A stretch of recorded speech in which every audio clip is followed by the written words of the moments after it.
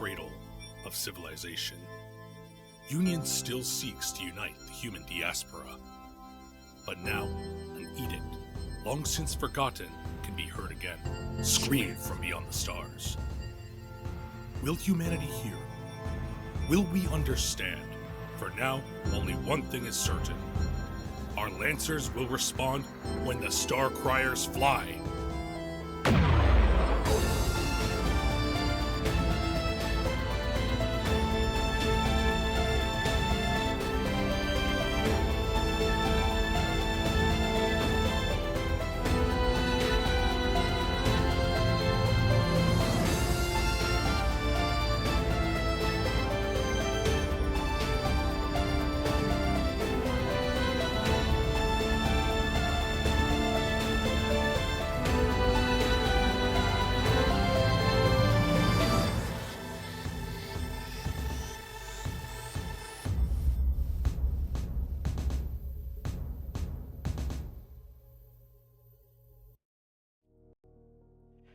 Hello, and welcome back to RPGs Uncovered. We are here for another episode of the Starcrier Conflict.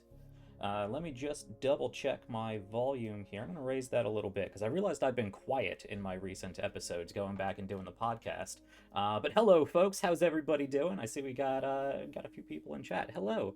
All right, so we're back for another episode of the Starcrier Conflict. I will keep our intros short as usual. Save the shilling for our intermission reel, and if you can call one advert a reel, and our outros.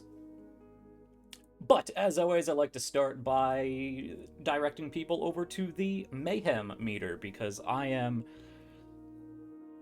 These folks here with me are such a gift to work with and play with and collaborate with that I would love to be able to compensate them, and the best way to do that is through the mayhem meter just above my head.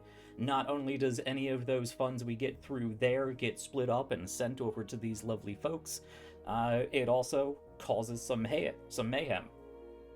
You know, new enemies, crazy early plot developments, stuff like that.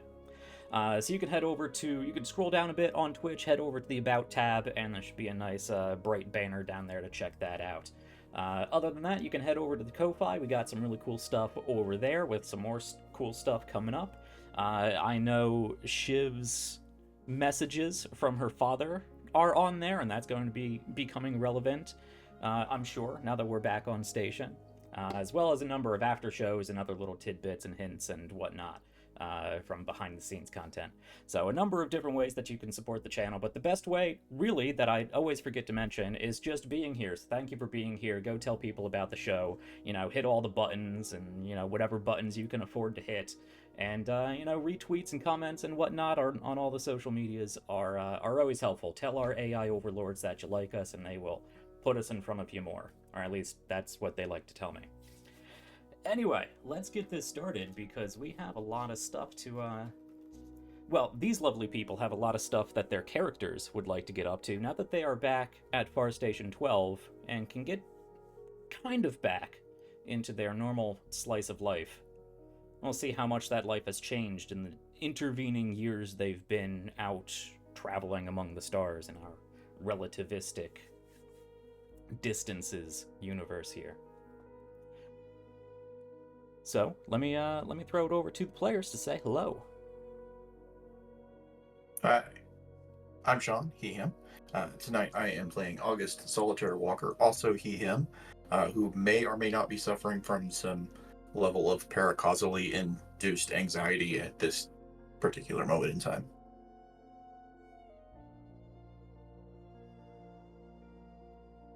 Shit, that's me. Hi. Hey, howdy. Hi, I'm Haley. Good morning, Haley. I sat there for a whole 5 seconds being like, who's next? And then I went, me. Do be like hi, that. I'm Haley. They, them, and I'm playing Siobhan. Carrie, who's definitely not about to go, possibly go poking at her own daddy issues. She uses she, they. Anyways. Hi, I'm Q. Tonight I'm playing Logan Uhura, aka Desperado. who is... We'll see. You know what? I'm just going to say we'll see. Well, I feel like that's a little vague. Hi, everyone. I'm Andrew. I use he, him pronouns. I'm playing Intermission, call sign Blacksmith, also uses he, him pronouns. And I think at the moment, Athen just needs a damn drink more than anything. It is so far being a Lancer is great. It's not traumatizing at all. Speaking of trauma, I guess that's on me. Hey, y'all, it's Drake Lionheart. I go by Lion. I use they, them, he, him pronouns. Tonight, I will be bringing you John Tavick Creighton Vasir Harrison, the fourth, call sign Starblood, pilot of Throne, or at least was. We'll see if that's still true. And on top of using the he, him, they, them pronouns, Tavick is just a ball of trauma. Brain's haunted. Don't know what to tell you. Did you almost mess up your own name? You can't prove that. Okay, no, but I got caught in my throat and I was about to stumble over. And hello, folks. Jack here. Let's go he, him today. Yeah. Up in the GM box as usual. Playing all the different NPCs and all the different traumatic events that I put these lovely folks through. So, with that, a short recap. Should be a short Hold on, recap. Jack. Yes. Hold on real quick. Hi, he, him. Also Logan, he, him. I'm going to remember one of these days. There you go. Much appreciated. Well, previously on the Starcrier Conflict, our Lancers were sent out to retrieve some data. A far space observation station pointed out into the diaspora, far beyond the Union borders, out in the stars where humanity has spread beyond the civilization that is Cradle and Union. Out into a region of space where the Commodore and the Oracle came from back in our first main episode of the Starcrier Conflict, with warnings of colonies being decimated, planets being depopulated, whole freighter convoys and battle fleets being destroyed and simply left without much in the way of, well, corpses or any real evidence as to what happened. So obviously, Union wanted to know what was going on out there.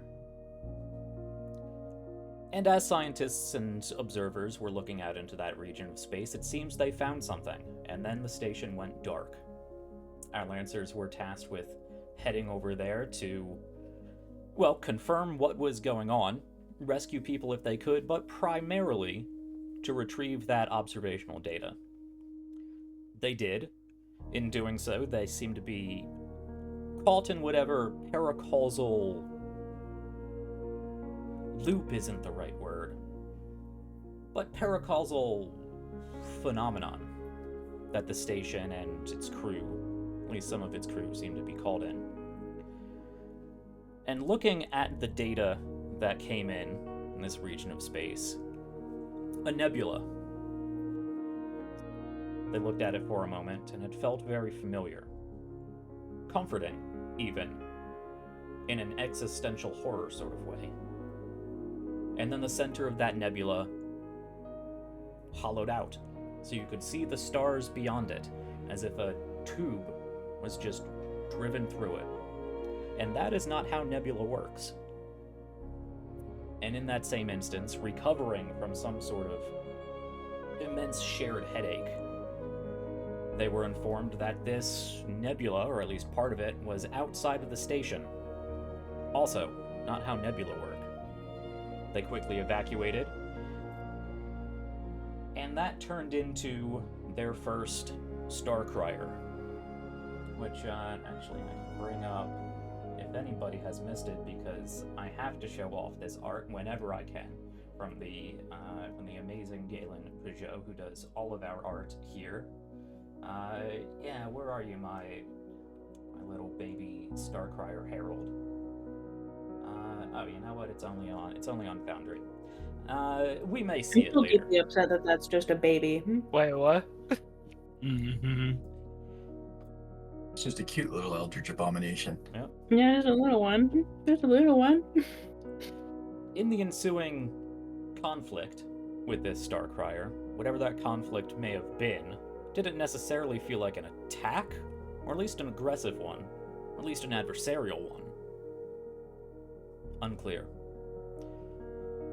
But the station was destroyed in a self-destruct that seemed to have been paused temporally, and they managed to fight themselves away from this creature, but not before Blacksmith's Blade 2 and Starblood's Throne were not only destroyed, but pulled in and consumed by this Starcrier.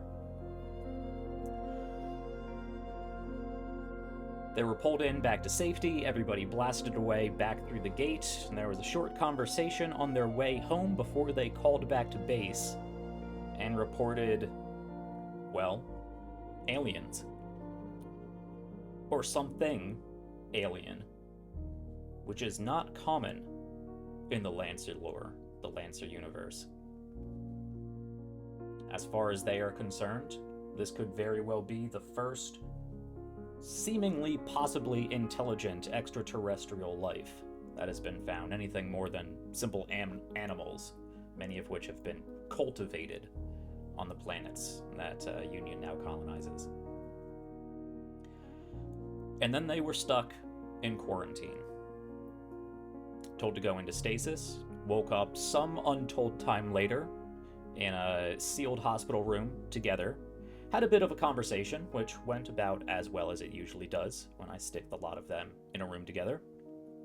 And then they were released out to their own thoughts. By released out into their own thoughts, I mean they were then sent into a separate individual quarantine somewhere else because they weren't playing nice together. After a short debrief with Commander Ronica Leary,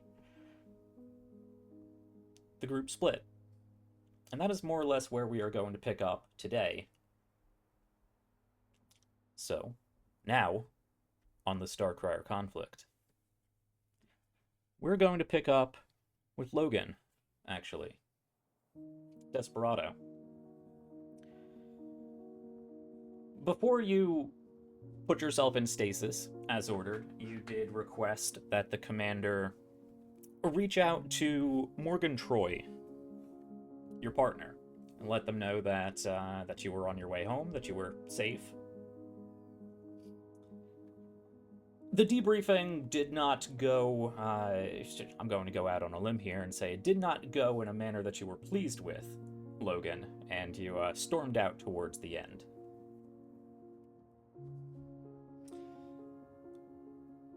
I imagine, however, that, getting in contact with Morgan, now that you have your communications access back online, you no longer have escort guards along with you. You have been told you can go out amongst the general population, as long as you keep all of this to yourself, which is pretty Lancer Rock standard. I imagine your first thought is to contact Morgan. So it was the second thought. Ah. It was the first action. First thought was fuck this. Sure. But you know, the immediate action as soon as he's out is to call Morgan. All right. Give Morgan a ring. It does ring a few times. And then it picks up. Logan, that's you. That. Yeah, where are you? Good. I'm at my place, I suppose. Yeah, you. I'll send you the address. You can head over. Yeah. Yeah. I'll be right there. Okay. Cool. It's good to hear from you. I was worried. I'll be right there. Okay. Okay, I'll see you soon. And we're gonna go. Yes. So we will quickly slide cut over to you in front of. It's not the same place you had previously. It has been 4-ish years or so since you've been on station. It is a different place, but you get the address. You can head over, chime the door, and head on in. And you do see, just waiting down the hallway, sort of leaning against a couch, seemingly just waiting, looking at the door, is Morgan, who just runs at you. Fantastic. We're gonna try to collide without smashing like faces into each other, but then I'm gonna pull him in for a kiss. Yes. Quickly and easily reciprocated, and you can tell his grip is tight. And this isn't a maneuver you are unused to pulling. You've both been on long assignments before. The reunion is always one of strong emotions. But you can tell he's not shaking uncontrollably, but there is a grip to him this time, which is a little tighter than before, and a heavy breathing that is calls for a little bit of concern, or at least there was concern and now there is relief. I'm all right. I can see that. It's good. It's good. It's good. Sorry it took so long. It was a rough one. But hopefully you got word. Yeah. That I was. Yeah. Well, they said you were on your way back. They said there was a complication. That's about all they said. That was about a month and a half ago. Or, yeah, well, that's fair. That was 2 years ago, and then I got another call a month and a half ago that you had actually returned. Okay. Yeah, no, yeah, that's fair. Where have you been? We went out. If you mean a month and a half, I was in cryo. Okay. You're all right though.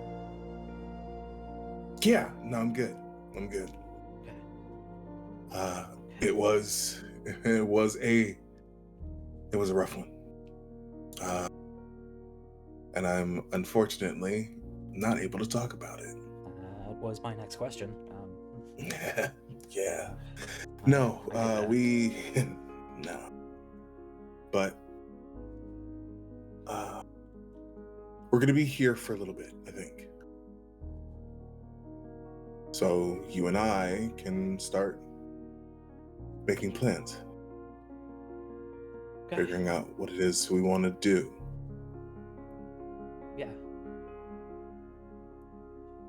Yeah, I'd like that. Okay. I want to get like an actual shower. Right. How long have you not been in cryo? Did you just wake up? Hard to tell. Right. Make yourself at home. I know it's a different place every time you come back, but I've been here for a while, so it has all the amenities. Yeah, I can tell. I don't know why it kind of seems like you think that I'm going to be showering alone. That's weird. So we're gonna shower. We're gonna order food. And then you and I are gonna figure out next steps. Yeah. Fuck, I missed you. Tell me about it. He's just gonna grab your face and bring you in again. And I think we will fade to black as we hear a shower turn on. And, well, we can either stick with this and immediately fade back in if you want to keep going, or we could check out what other people are doing. Let's check out what other people are doing. I think we can circle back around to that. All right. So, the rest of you, I know everybody else sort of staggered themselves out of the meeting with, or left in a staggered fashion out of the meeting with Commander Leary, each on your own, upset for your own very valid reasons. Does anyone have anything they would like to immediately take care of? This could be, you know, that day, the week following. Assume you have as much time as you would like. I'm gonna go sprinting after the others. Hey, August, Shiv. I think I don't know about you guys. I'm going to Frank's. Shiv, I know we talked about getting a drink. You want one? You guys want to come? Would Tavik be somewhat near right now or not? No. Okay. No, yeah, if I remember correctly, he walked off a little bit before. Yeah, I think Tavik left first a little bit before Yes. the rest of us. So. Yeah, Tavik was the first one, and then Logan stormed out shortly after. So yeah, I think Tavik would have gotten pretty far away at this point. Yeah. I just... You know what? Yeah, let's do that. I need to take my mind off for just a minute before I start looking at stuff. Yeah, well, I mean, you know what they say sometimes, that you need to, apply the med gel for the outer wounds and alcohol for the inner wounds. And I don't know about y'all, but that mission sucked. Like, that was rough. So, first round's on me. I'm always down for food I'm not paying for. Let's go. Yeah.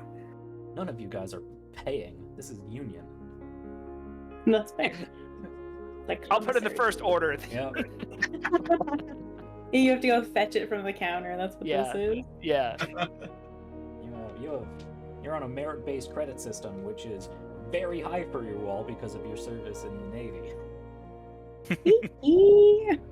All right, so we have Athen, we have August, and we have Shaban making their way.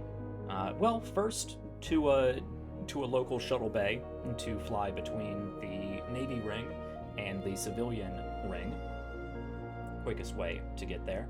You can find the nearest hangar bay, get the nearest inter-ring taxi, as it were, to Frank's.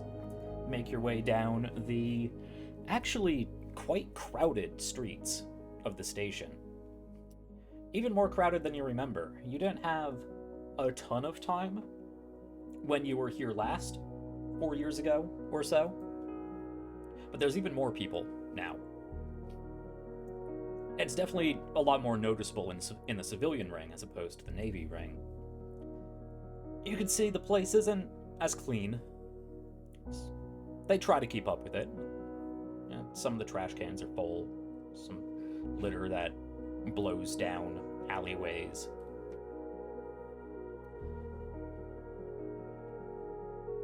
Guessing all these folks are this influx of refugees that they've been talking about. The commander wasn't kidding when they said that there were more people coming in. Yeah. Feels weird, right? Because, I mean, like, when we first started here, I don't remember how many people would have been here, like maybe half this amount, if that? The station population hasn't doubled, not Okay. that drastically. Okay. But probably a good 33-ish% increase. Okay. It's noticeable, but not to the point of destabilizing, the station.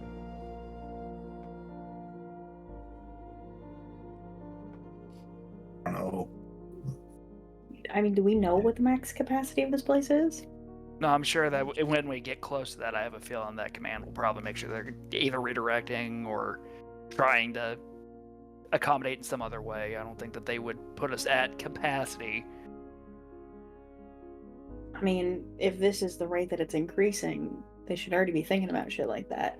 I'm sure that they are. They're already looking. Look around. I think we're already getting close to where the services are starting to get strained a little bit. Maybe it's just. I guess don't be surprised if they put us back in barracks. Easiest way to shore up space. Yeah, I'm gonna be honest with you guys. I've actually been thinking about going back to the barracks myself. Don't make much difference one way or the other to me. Yeah, it's just one of those cases. Don't get me wrong. I like having my own space, but every time we leave, I'm getting kicked out again. It's not like I have a feeling that our deployments are either going to be longer or they're going to start sending this out more often. You think they're going to get longer? I don't see why not. Our first one is how many years?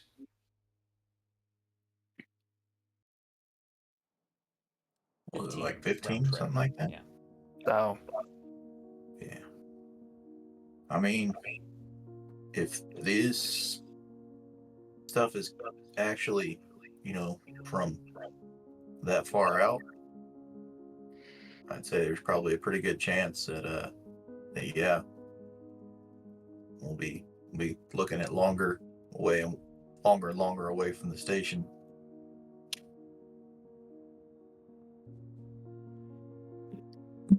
Conversation is not interrupted, but you walk down an alley and you realize it's not a narrow. It's more like you walk down a side street, let's say, and you notice there are 3 individuals in they're not like hazmat suits, but they are like cleaning suits.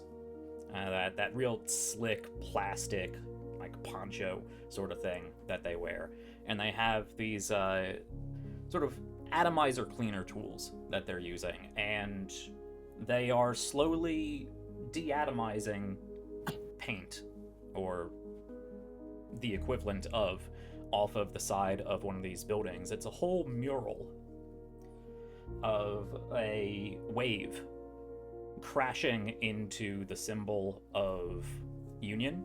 That's sort of a hexagon with a triangle situation.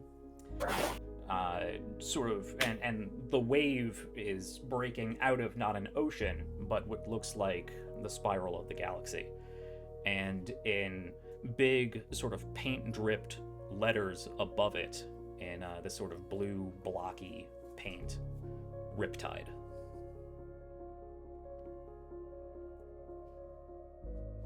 Hell is that?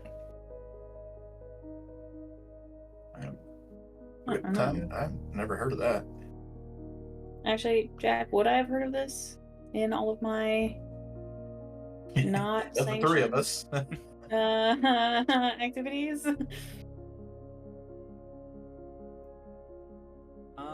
You know what? Go ahead and Rolling things. Let's see. Yeah, I guess go ahead and roll me no, you have, what is it, like word on the street or something like that? I actually recently got rid of that skill. Oh, well, never mind. I wanted to be able to punch people, so I got rid of that one. There you go. All right. Well, let's roll a hack then and see if it showed up on any of your more digital media. Hecky dizzle, yeah. Okay, wait, so I have to go into Foundry to do that. Oops, I didn't open that. That was dumb of me. I knew I was forgetting something. It happens every time. I was like, yes. Free range RP. Who needs rolling? We definitely shouldn't curse the internet with the image that I created. This be faster to roll by hand. It's just a D20 plus my thing, yeah? Yes. Yeah. Okay, then I'm just if you know your modifier, you can just roll a regular day. 14. Okay. Math.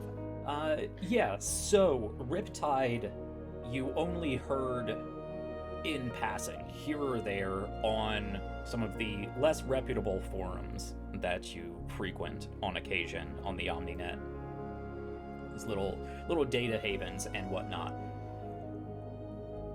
never really seemed like anything big. You assumed it was some gang somewhere, or and by gang, not like a hardened criminal gang, but like, kids on the internet trying to be thugs, digital thugs. Relatable. And it's always kind of come up in passing,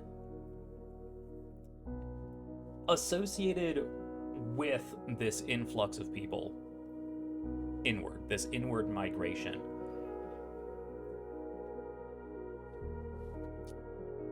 But you can't remember hearing about it any earlier than your last stint here on Forest Station 12. So it's a new development. Okay. It seems to have taken root, grown, since you were last here. If it's painted as a big mural on the side of a building. I say mural, it's graffiti. Yeah. I looked to the other two and kind of shrugged. And it was like a hacking for babies group last that we were here. I don't know. Didn't think they were that intense about it.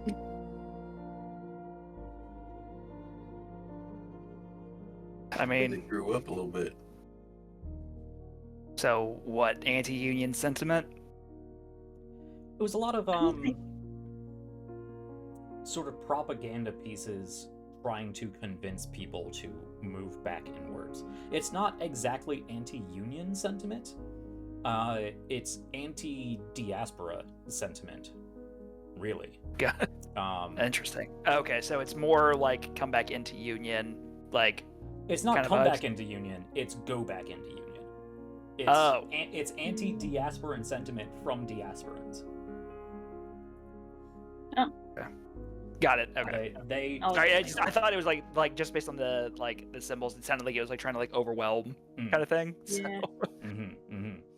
Yeah, the symbology you could take a number of different ways, but at least just preliminary what Shiv would have noticed several years ago at this point, it was a lot of just articles talking about really safety in numbers sort of situations, safety in advancement.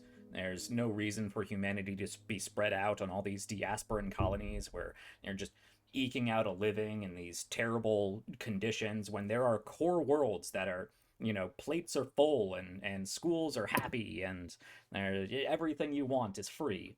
Why are we doing this to ourselves? Move back home.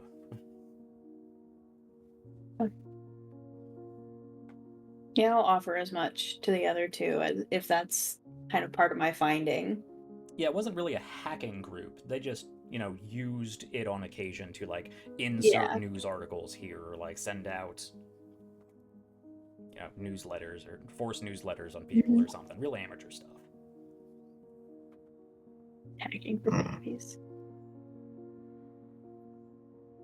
Sounds like a bunch of assholes to me. A little bit.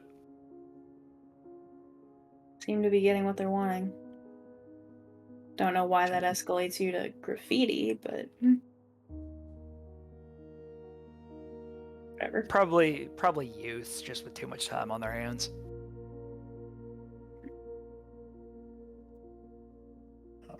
Anyway. Does anyone have the equivalent of awareness? I have spot. There you go. That's what I'm looking for. I also have spot. Got too many systems in my head. Yeah, go ahead and roll for that. Spickety spot. I don't have spot, but if I could just do a raw check, I would. Yeah, sure, why not? Ooh, I might as well not have spot. Same, I got a 6. It's a 9. I got a 3. All right, well, never mind. You guys... We don't see nothing. Yep. You are focused inward on your Look, conversations. we're hungry and and distracted. Yep. Hungry, distracted. Need some booze. Yeah, and it really can't blame you. Hungry, distracted, talking amongst each other. There's a lot of people around. So not noticing small details is very understandable. But you make your way to Frank's. It is more crowded than usual. Everything's more crowded than usual. But you can push your way on in. Probably have to cram yourself down at one end of the bar, unless you want to throw your weight around. I'm going to. I am absolutely going to. All right. I'm going to see like kind of where a spot is, and I'm just going to like kind of go up and just like elbow like through and just kind of like set up, and then like as soon as the guy tries to say something, I'm just going to look at him and just be like, Lancer just got back. Are you like trying to take somebody's table, or? Literally just at this point, just trying to get like an order in, but just, I'm like looking up at like the bar. Gotcha. Yeah, moving up to the bar, and I'm just like, actually, that doesn't look like that bad of a spot. You mind if I take it? The hell are you? I love Athens. Oh yeah, Intermission, pilot with one of the Lancers with Auxiliary Division. Just got back from a 4-year stint, and could really use this spot. Tell you what, I have. What are you drinking? What is he drinking? I need sci-fi booze. Booze. And Galactic Gargle Blaster. Right. I'm going to tell you that. Copyrighted at this point. No, I'm just going to holds up a bottle of something. Okay, you know what? Not bad. Let's get you top shelf. And how about then you and your friends move, so me and my friends can stay here, and you guys can go enjoy the free bottle. I'm sure that my line of credit runs way higher than yours.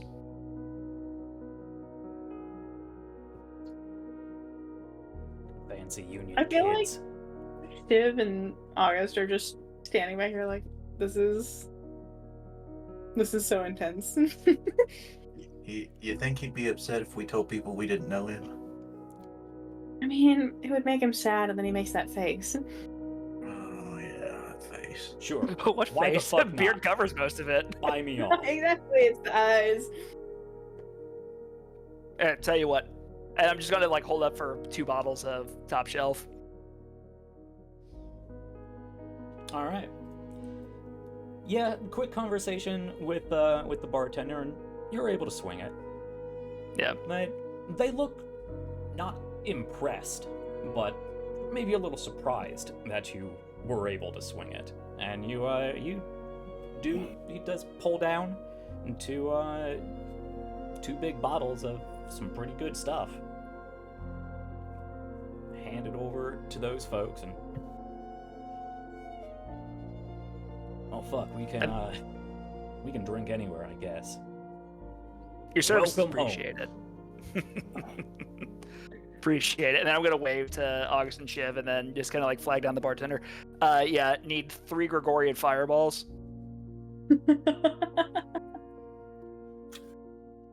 Someone's been wild through man. shit. All right,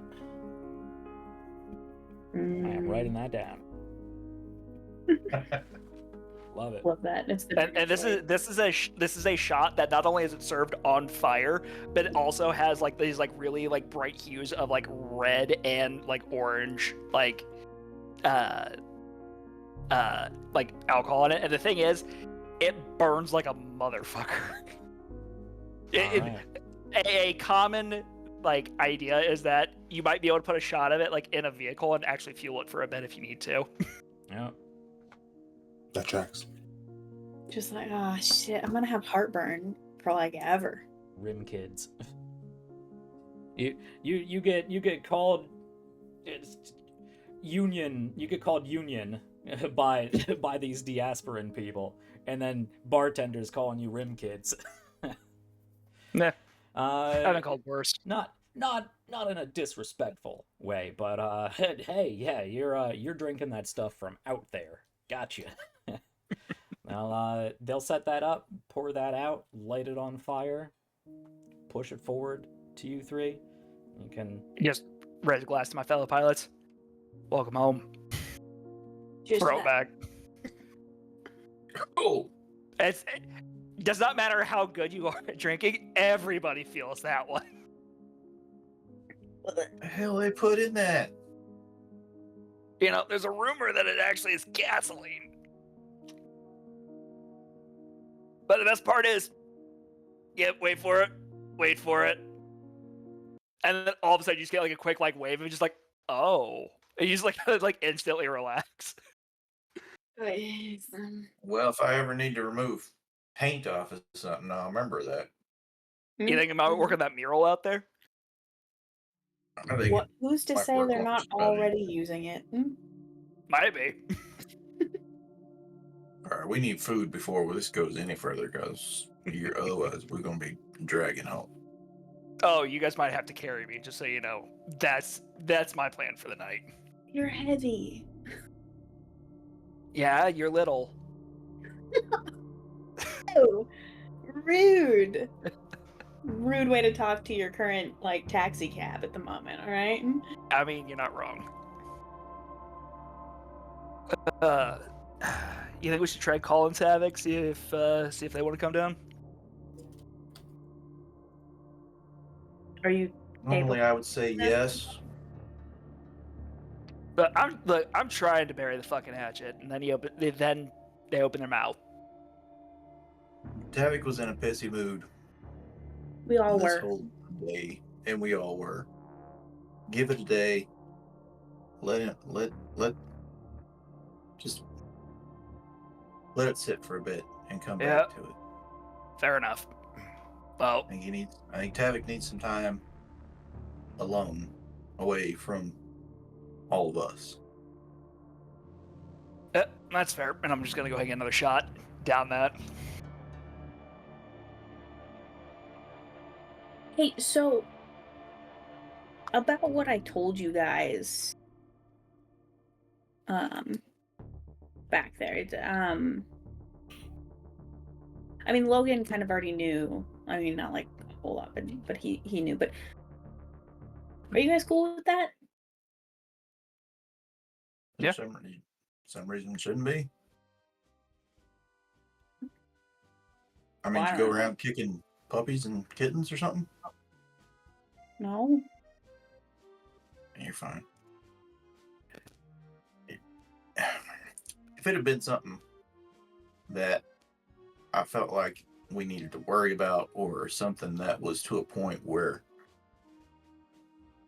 I thought it might change who you were, then I don't think they would have given you this option to be out here. You'd be someplace far worse.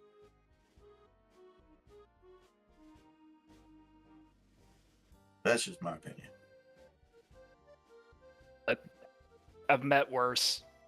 Hell, I've probably done worse myself, and I think the only reason that I got excused for it was that we were technically hired for it. I mean, you slap Merc on your name, and it's funny how laws tend to change just a little bit for you. I mean, hell, I spent the first part of my life living in a colony where they basically didn't give a shit about laws other than what we had for ourselves there.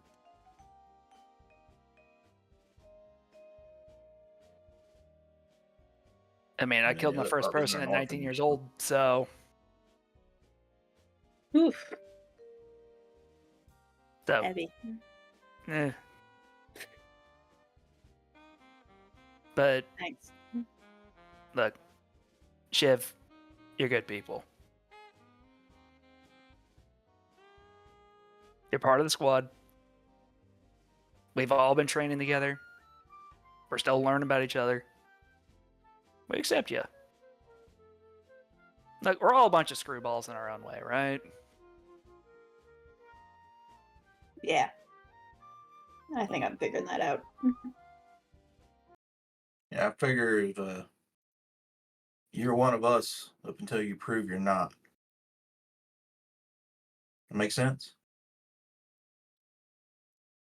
Mm-hmm.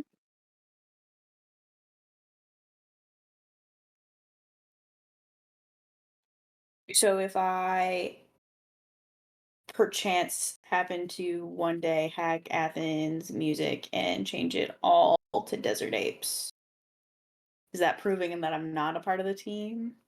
I mean, that's probably an upgrade. Hey. Look, I'm just saying, first of all, y'all can take your own music, okay? I'm the only one that thought ahead to put a speaker system in Blade 2, all right? Not my fault y'all didn't bring your own. You could also just request while I'm here on station to add stuff into the playlists. And by the way, when I say playlist, it's literally just like, it's like, you know, the nightmare scenario where everyone's just like, it's just your liked library. No, that's oh the my playlist. god, he's one of those. God, no. I'm one of those in real life. That's how I am. I don't retract my statement at all. How do you live? How do you adjust for mood? How do you listen to the same music in the morning as you do at night? What are you doing? Don't worry about it. I'm a hyper-specific playlist person. But like, look, you can put in requests. You can bring your own music. I ain't gonna be offended. I mean, like, look, desert apes are no scream vultures. They're not bad though.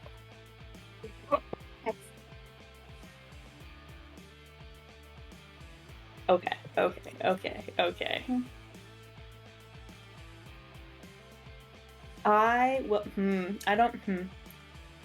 How dare you? Shiv, look, I think at this point, since you're like worried about doubting yourself, I'm gonna try to push you to hit me tonight. You're gonna to punch you? Yeah. You could just ask. Fucking hit me. Oh no. I'm just gonna smile. There's a moment where their face kind of goes, wait. Shit, I walked into that. Can we not start a bar fight? In the middle of the can we not? Jim throws the punch. All right. Well, since you just told me that you took the punching perk, go ahead and roll that punch for me. The punching perk. What is it? Apply fist to face? Yeah, for that one, I was like. Also, I vote that Shiv gets an accuracy because I'm letting it happen. All right, yeah, take an accuracy. Okay, so plus a d6 plus my 2. Yeah. Incredible. This is gonna go so poorly. Did you nat 20 yet? And I got a 6. Jesus. Total? I just rolled a 28. Hold up, I'm gonna take a picture because it's on my tiny pink dice and it's really silly.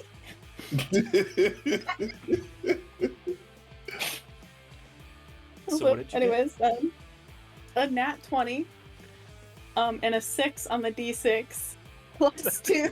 Wow, you really just rolled the maximum there, huh? So, would you like to paint this picture, or should I?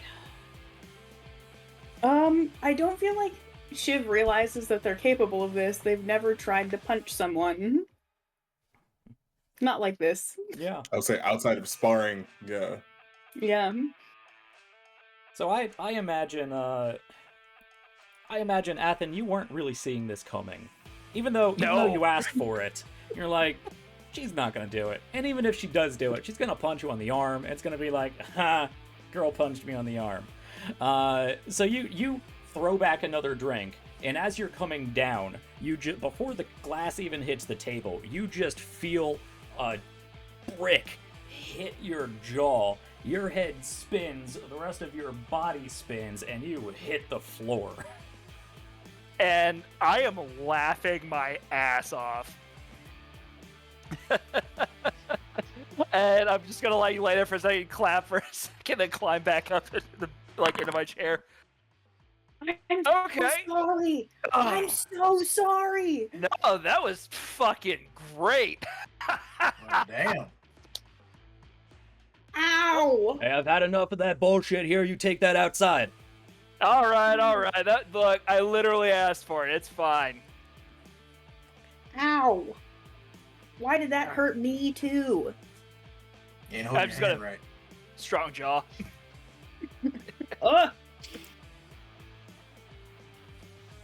Okay. Okay. Ow. Yeah, there's a. I mean, this place was packed. You had to elbow and buy off a group of people to get this table. So there's a whole group of people who have like made space for what they assumed was going to be a continued conversation, and then you were just laying on the floor laughing for a couple moments before you pull yourself up.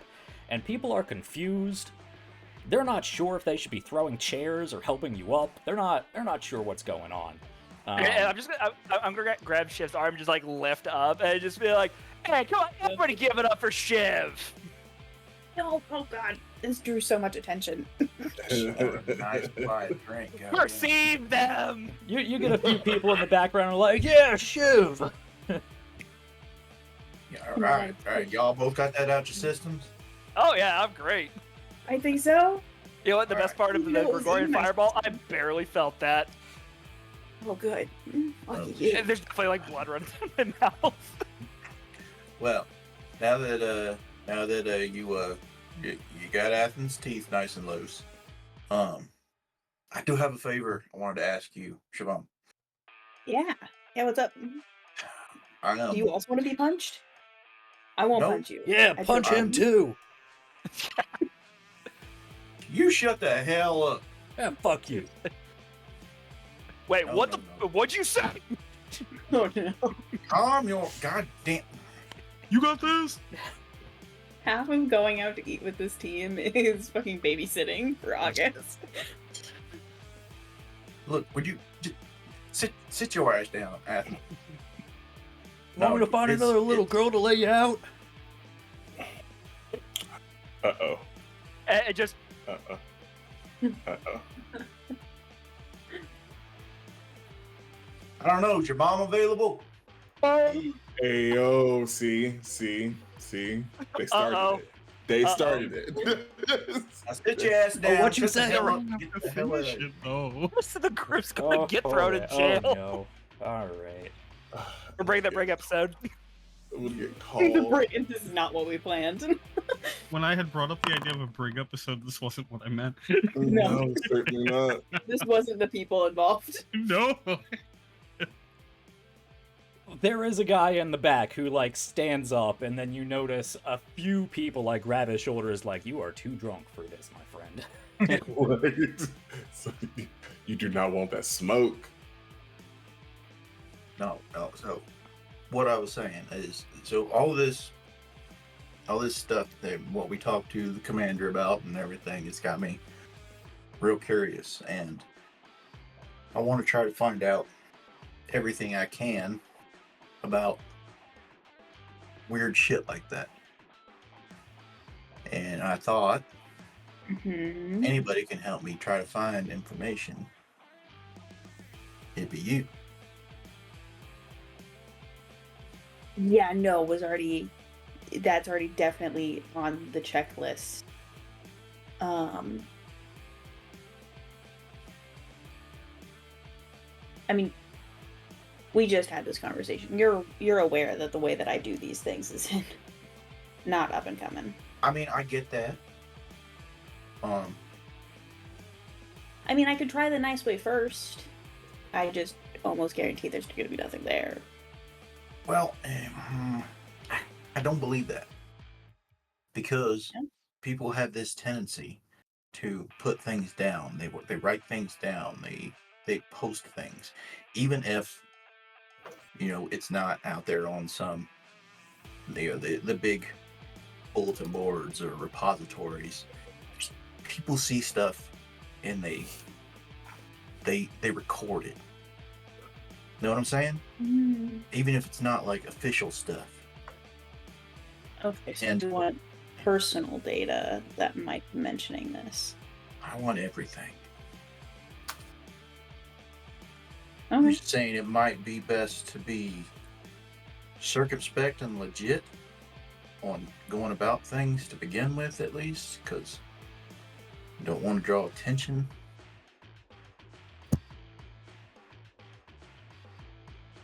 Yeah. Makes sense? Yeah, I can do that. Do you want to be around for that?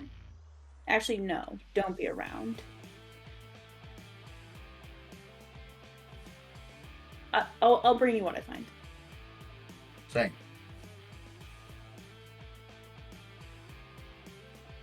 We'll do the nerdy shit, and maybe it'll help us in the future. Information is power. Alright, then go get me a damn cheeseburger. You want bacon or not? Hell yeah. The hell kind Wait, of do you think if you soak your lip in the fireball stuff, it'll like get to your bloodstream faster because your lip's bloody. It's bad. You might Let's find out. And the thing is, I'm gonna like take the shot, and then it's one of those like blow out, take the shot, and then I'm just gonna like rather than just like swallowing right away, just gonna gargle with it, like a psycho, and then just take it back. You're Well, so broken on the inside. That's a gross sound. Damn. All right, I'll go get us some food, and I'm gonna step away, and then just proceed to like to the point where it nearly has to be dragged back to his apartment. Right. Amazing. Well, assuming you don't make me roll more times for a bar brawl, No, we can. not trying to start a fight. Incredible. So, is that the evening for you guys? You drink yourselves I into a think so, stupor and then realize you don't have anywhere to go. Yeah. So I guess you're heading back to barracks. Yep. I can actually picture like just all three of them just end up crashing in one room. Like, okay, this is good enough. Logan will absolutely get a "I love you, man" kind of call at some point. There you go. Excellent. Jeez. Oh my god, I love that. Gets the How- phone taken away. Stop it. How fucked up are you right now? Like super duper. Okay, but give him the phone back. Give him the phone back. But he's gonna That's say funny. He's real good at darts when he's drunk. Surprising. Well, yeah. It's that one guy's hand, but it's fine. Love you too, Ethan. Go to sleep. Just immediately out like a light. Yeah. Probably Okay. actually asleep before he gets the phone back. Okay. So, see you guys for brunch, probably. Can we make it lunch? Yeah, we can make it lunch. We can do lunch. Okay, good Good night. night. Love you. Bye.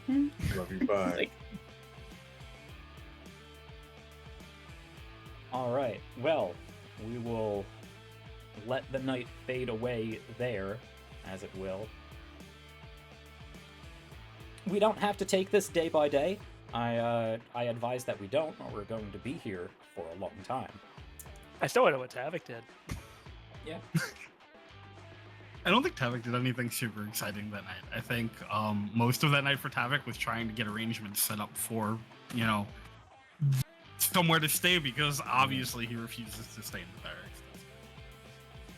Yeah, you can easily get some rather nice accommodations.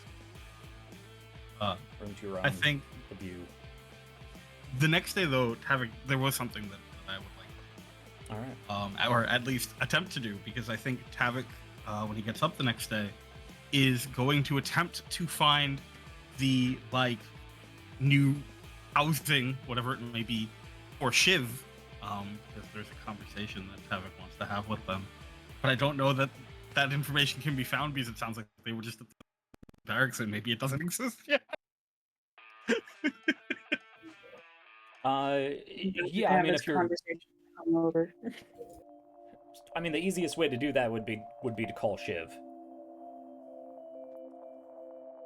Well, if he's willing to do that. I mean, I think he would send them a message. Okay. Yeah, you can send a message, but I don't think you can really just look up where people live.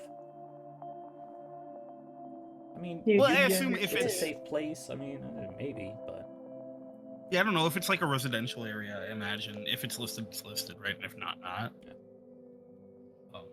Either way, I mean, it's not information he can find regardless. No.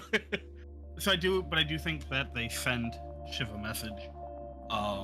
It's nothing super complex, just that they would like to find some time to have a conversation about, I think the exact term he uses is recent events. And that's just kind of where Tavik leaves it. It's not anxiety inducing at all. Cool. Morning after a near bar brawl at Frank's, we'll sit up in this weird room, glare at the phone that is far too bright. Okay. I think Shiv doesn't acknowledge it for a great portion of that day, wakes up late, goes to lunch with the boys, like, figures out where their actual living situation is, and then at that point we'll go, cool, when and where. And I think far quicker than you expect the response. The response comes in and it's like, can I come to you?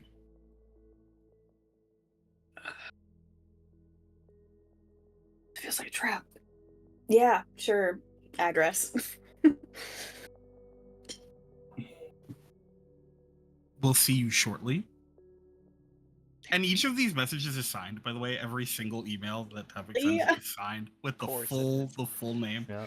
Oh my god. Including call sign. Yeah. Oh my In god. absolute juxtaposition, Shiv uses like next to no punctuation. Everything is lowercase.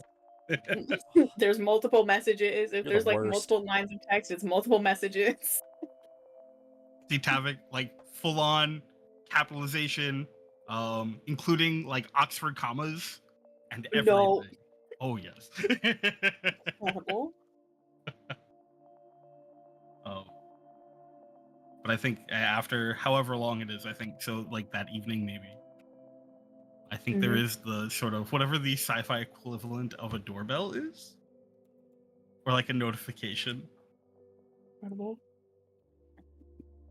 Yeah, Shiv,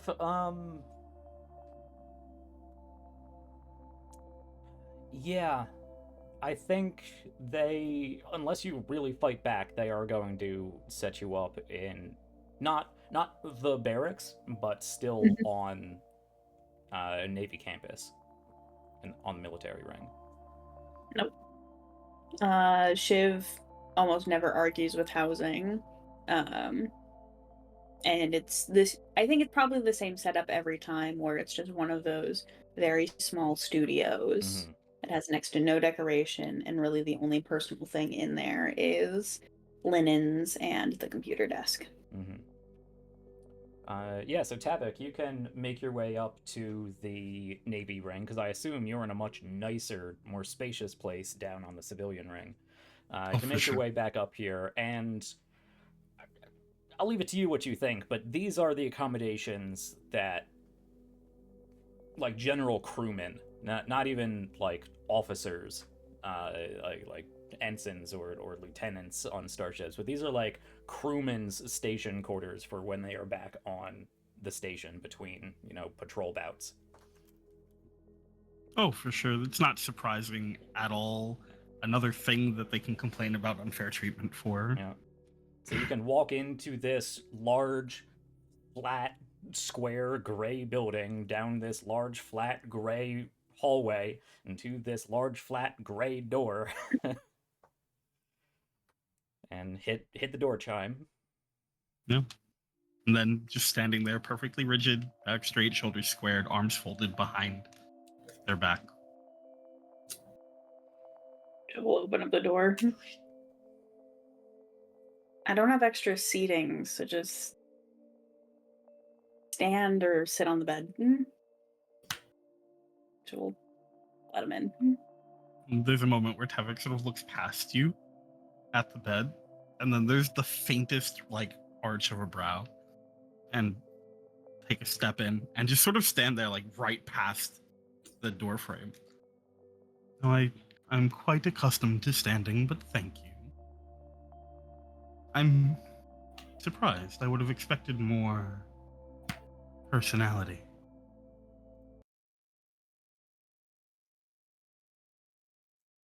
I, hmm, I don't know really how to respond to that other than I never planned to get comfortable here. So this is what I have. This is what I need. Do you have your Thank you for music your playing? input on my interior design. Do you have a sentence? Or, you know what? It's not my business, and I apologize for asking. Okay. What did you need? Well,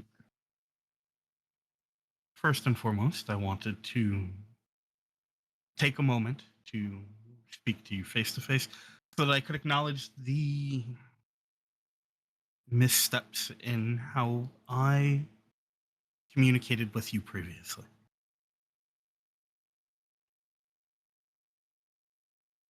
It certainly did not help the situation, and for that I am sorry.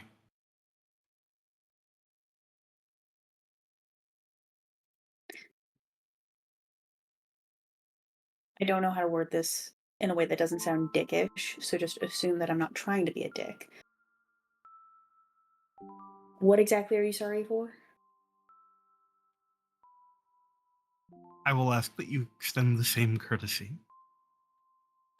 For, as far as I can tell, playing a role in your ultimate decision to lash out and get us separated.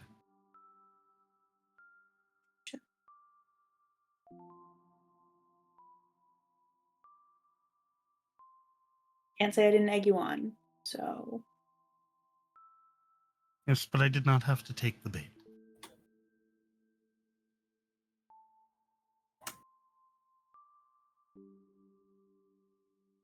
You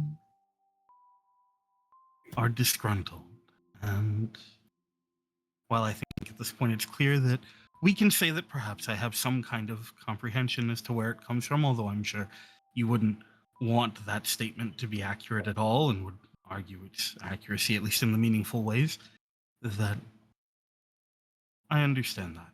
And I wanted to acknowledge that I did not help matters at the time.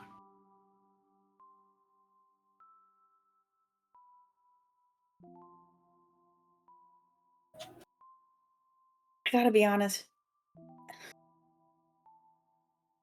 Every once in a while, I get this feeling that you're taking a step forward, or we're taking a step forward into maybe getting somewhere that's agreeable, and then you pull shit. And it's really hard not to feel like you're sabotaging it on purpose. Let me assure you that I feel quite the same way with you and most of the squad.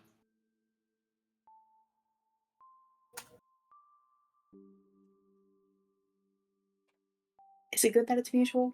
Do you think that's a good thing? I think it is better than some of the alternatives. If it's something that we can all be aware of, it is something that perhaps we could all work on, although that would require us all to be willing to work on it. I think more people are more willing than you give them credit for, but I understand that's hard. Anyways, yeah, no, apology accepted. Good. I'm glad that we were able to resolve that. Now, I don't want to come off as immediately disingenuous, but it was not the only reason why I wanted to speak with you. But I thought it best to get that out of the way first. Certainly a step forward, okay? How are you doing after what happened on the station?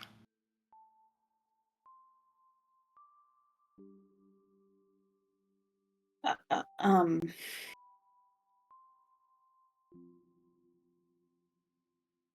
we all passed the psych eval. Yeah, I'm fine. My next question will be forward, and I suppose I should apologize for that up front. Was that the first corpse that you've encountered?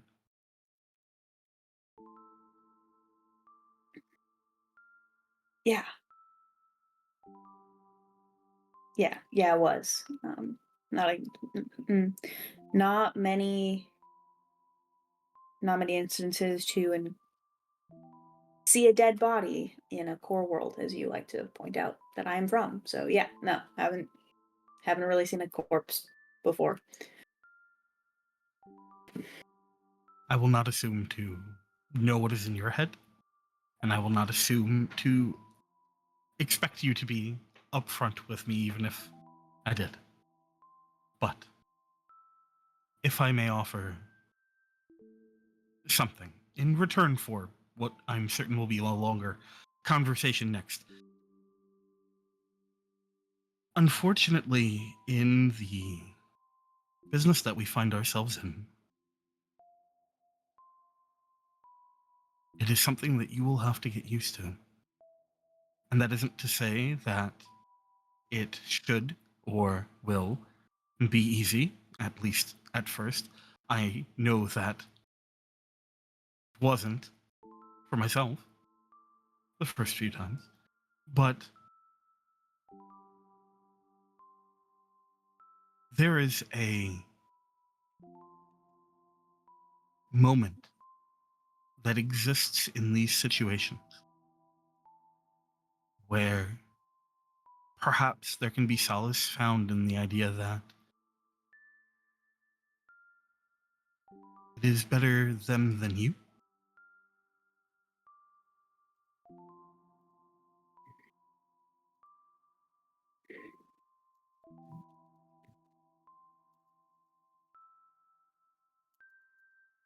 It's easier when you are piloting and you don't have to process. For a lot of people, as far as I understand it, at least. But it won't always be that simple. And it is worth acknowledging to yourself, if no one else.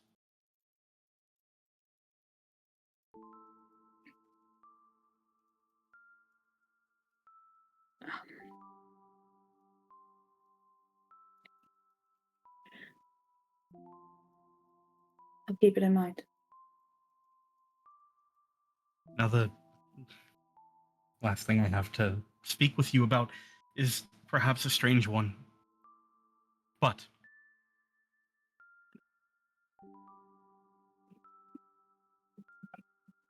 what did he look like?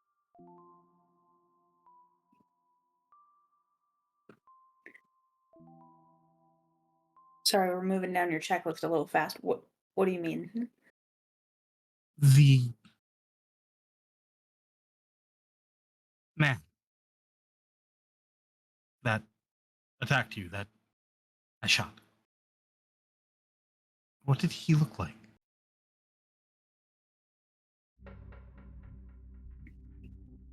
I mean, like mid-40s,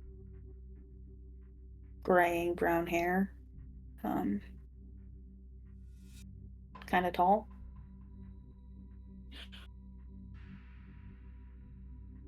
There's a moment where you can sort of see Tavik's lips moving a little bit, but he's not saying anything. And then he takes a very small, non-threatening step closer. What else do you remember?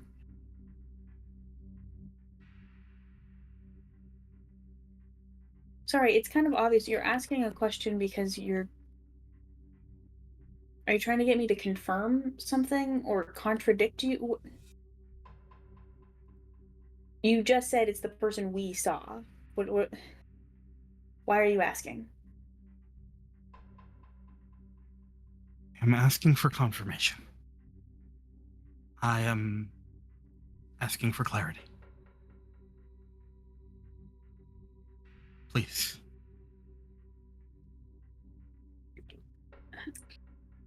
Okay, he was clean shaven. He was wearing a gray suit. His boots were kind of worn through. His earlobes are not attached to the side of his head. His nose was kind of upturned. Thin lips, I guess.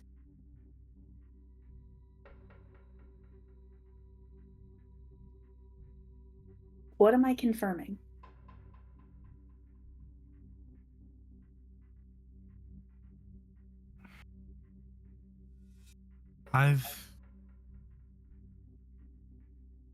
It's no secret that I've been struggling with, much as I do not care to admit it.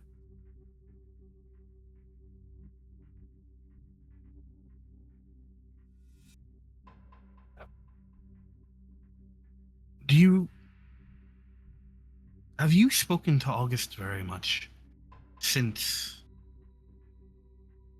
the first mission? I mean, yeah, at least once or twice a week. We're friends. And has he spoken much about his experience? No. It's not exactly something I go prying about. He's talked to somebody about it. They think he's still fit for duty, so that's... Yes. I suppose so.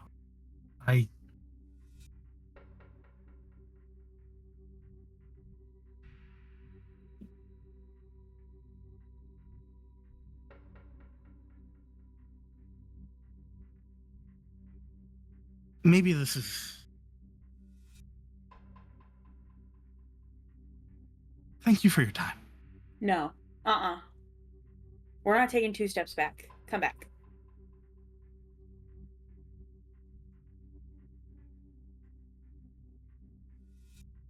Sit.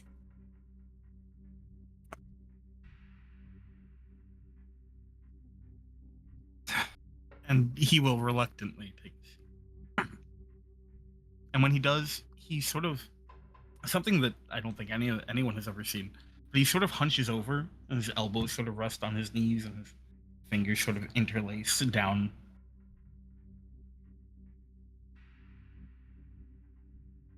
I'm sitting.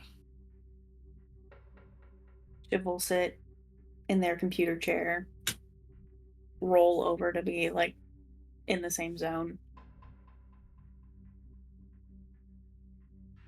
1 step forward. Okay. Explain yourself. Either you connect the dots, or I'll connect the dots.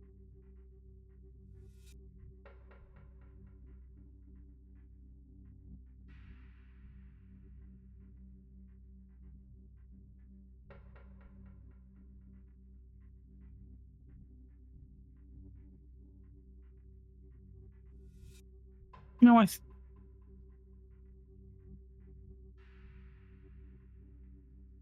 forward steps. I have been having my own experiences. Perhaps not as involved as Solitaire's.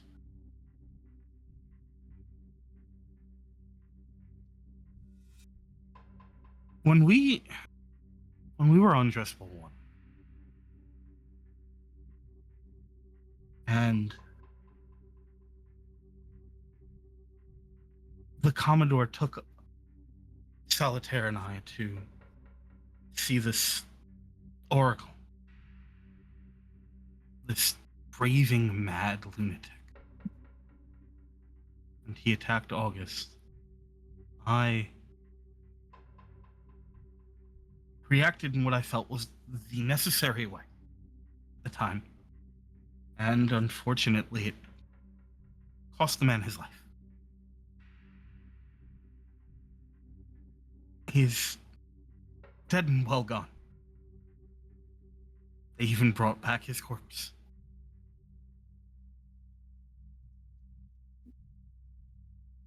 I keep seeing him. everywhere. Hearing him everywhere.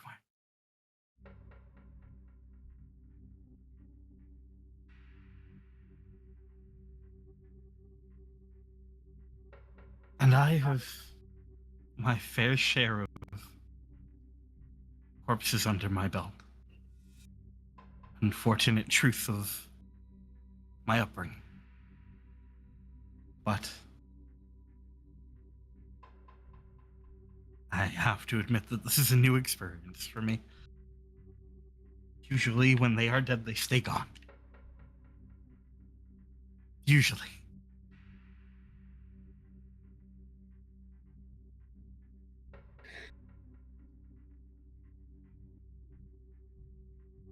That's why you've been so jumpy. It's difficult to stay focused when you keep seeing the face of a dead man.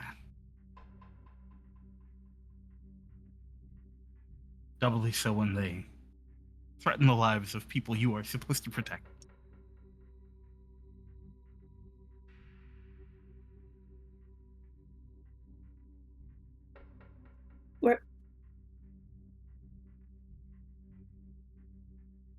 Where do you see him?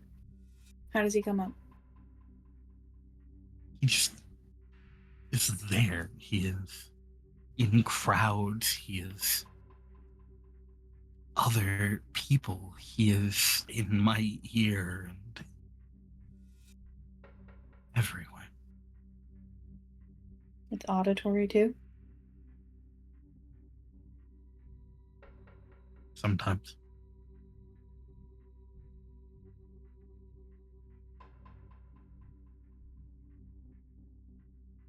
She was gonna start to lift a hand to reach and then stops. That feels like too much. Have you told anybody else? Is this in the report? No. And I would request that it remains that way. Unfair as I understand that to be.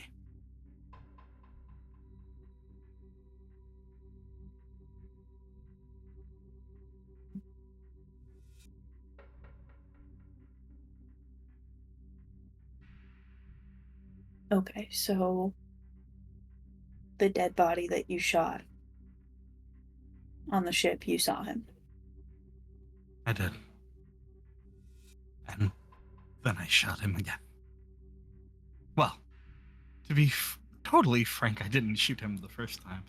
First time, it was an axe to the chest, so I shot him for the first time, but I killed him for the second.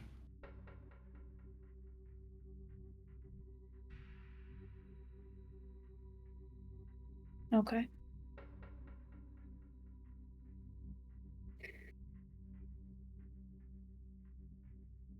I know you're gonna make a face about this, but I have to say it. Have you considered talking to someone about this?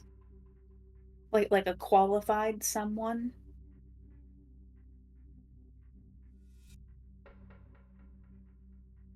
I have come as close as I am willing to do that. But I had the unfortunate benefit of growing up in a place where it was very clear that any of these governing bodies only care as much as you are useful, and I am not willing to put that at risk. Here.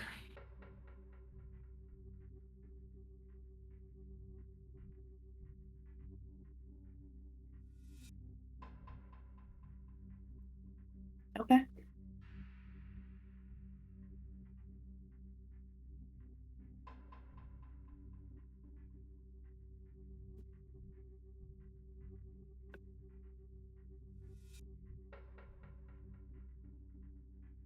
So why tell me? You didn't leave me much choice, did you? No. You could have left anyways. I've seen you do shit like that all the time. You could have lied to me. You chose not to just turn your back and tell me to fuck off. You chose not to dance with words around me the way I know you're fully capable of.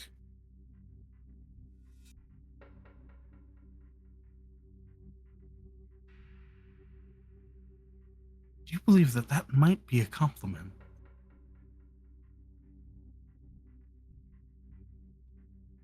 I never said you were incompetent. I just complain about how you use your skills.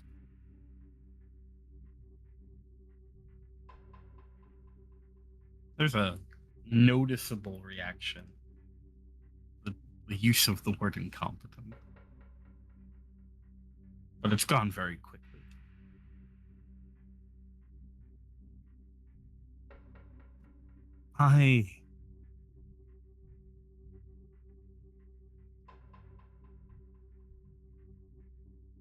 Because you're right. Because I have to tell someone. And because I think that if nothing else, I owe you the explanation. Because ultimately, you are the one who is most impacted by what happened there, whether or not you want to acknowledge it.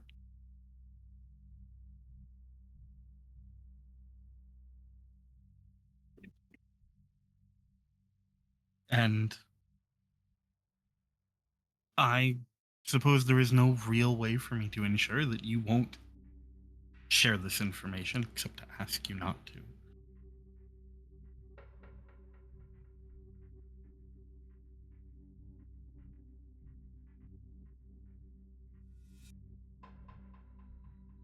There's an unfortunately long kind of silence as Shiv sits there and thinks about that statement.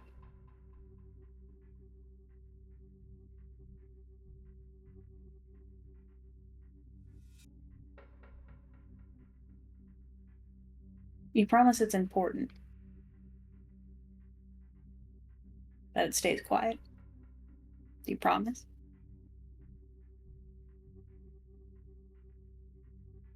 Yes.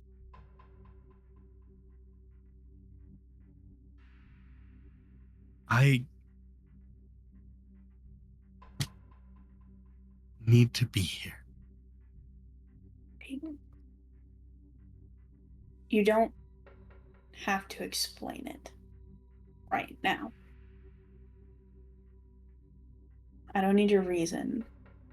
I just need you to promise me that it's important. It is.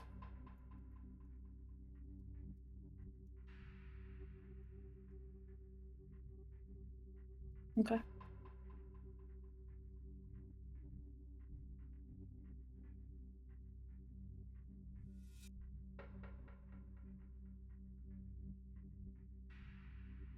And I will not allow it to prevent me from doing what I'm supposed to do.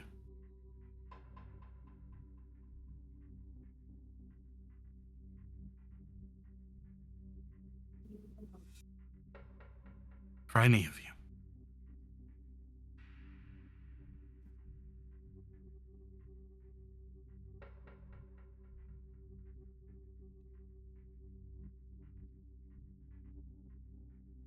Just to figure it out.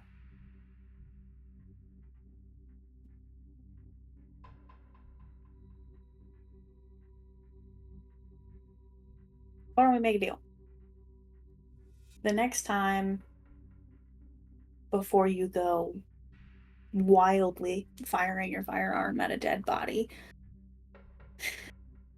you ask me first if there's actually a ghost.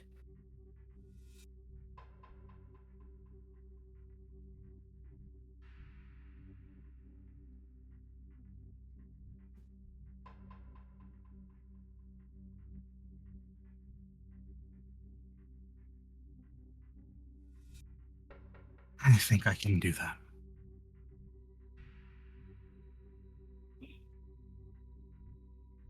Okay.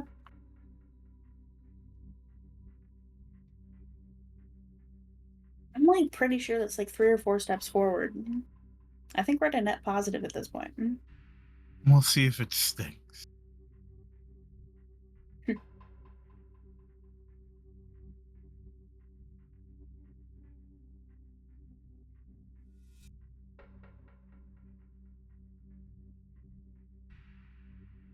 Just remember, you are allowed to tell me to fuck off. Wouldn't that mean I lose?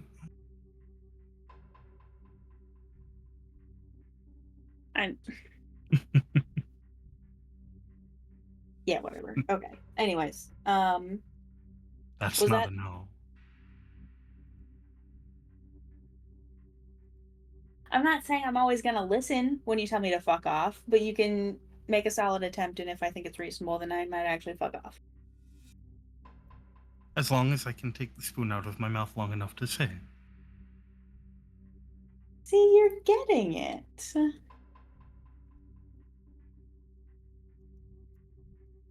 Perhaps then I can use it to help you hold up that chip on your shoulder. Ooh, and here I was about to apologize. Brutal. How unfortunate.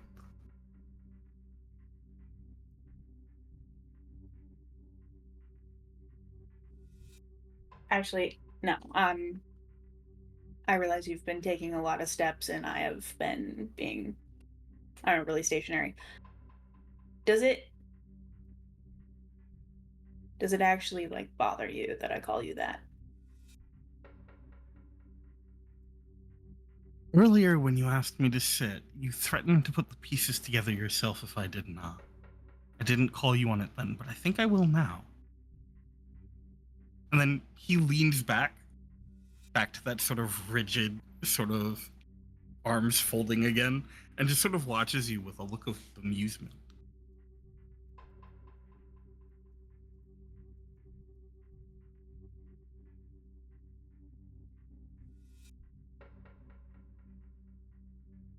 I mean,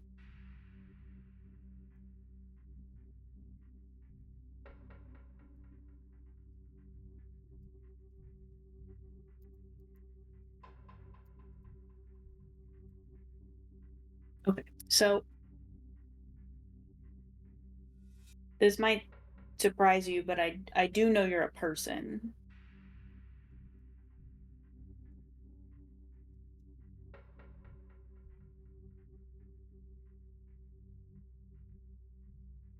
What do you want from me? What do you want me to say? Huh? Well, you brought it up. I know. I just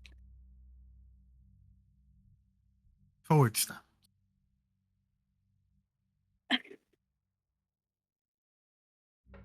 fine. You're a person, and I'm an asshole.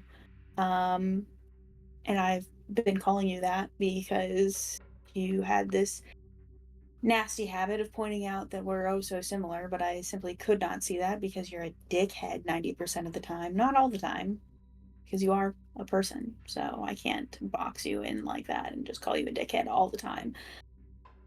Uh, but yeah, no. It super bothered me that you were so insistent that we're the same person, which is great. So I simply had to find any way to shove you into a different category. So I've called you Silver Spoon one because I think it's funny. It's kind of clever, playing with the Starblood thing. You also called yourself Starblood. That's kind of funny. It's a really intense name to give yourself as a call sign. And I felt the need to knock you down a peg. So yeah, I would say that yes, it probably bothers you a great deal that I call you that because it comes from a place of malice. How does that sound? Did you like it? I think it was an acceptable breakdown. Bitterness, maybe? More than malice? If we're being honest with each other. Havoc, it's the one thing I'll promise you. I'm not going to lie to you.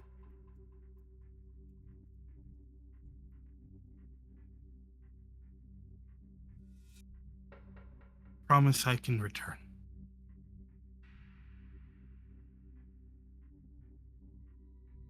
I recognize reluctance and frustration to acknowledge the places where we overlap. They are, I have realized, even through this conversation, more than I had thought. But it does not change the fact that we also are so very, very different. Yeah. And you don't need to prove that.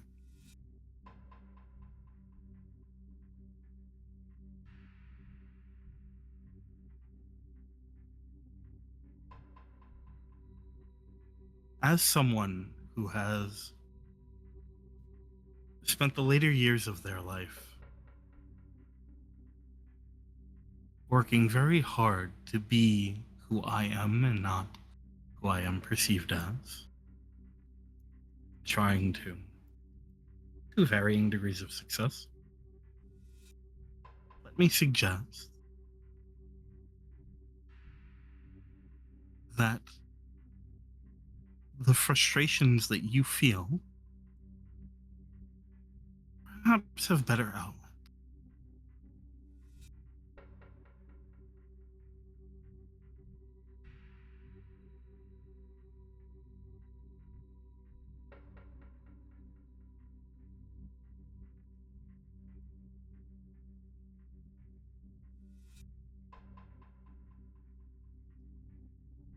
Why don't you just say the quiet part out loud? Which is, what are you getting at? What am I getting at?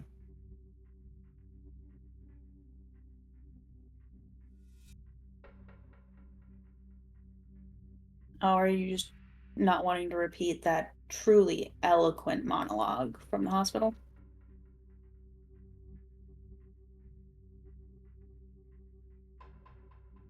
Respectfully, while it could have been better said, I don't think any of it was wrong. So no, I'm not looking to repeat it, but I think it is worth acknowledging.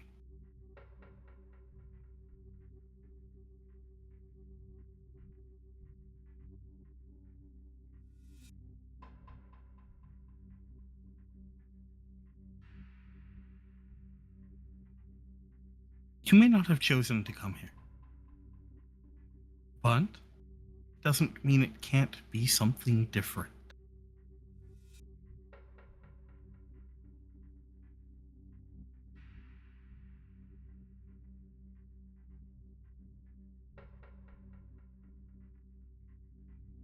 I don't do this for fun.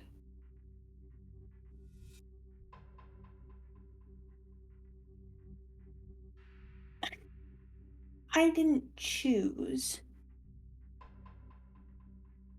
any of this for myself. Not really. Sure, I made choices along the way that led to this, but I'm not here because I enjoy it. I'm not in this scenario because I want it. So no, there's not another way. There's not another path. Just because there is a right way to do it doesn't mean that everyone gets to do it that way. So go ahead, take 2 steps back, and walk the fuck out of my house.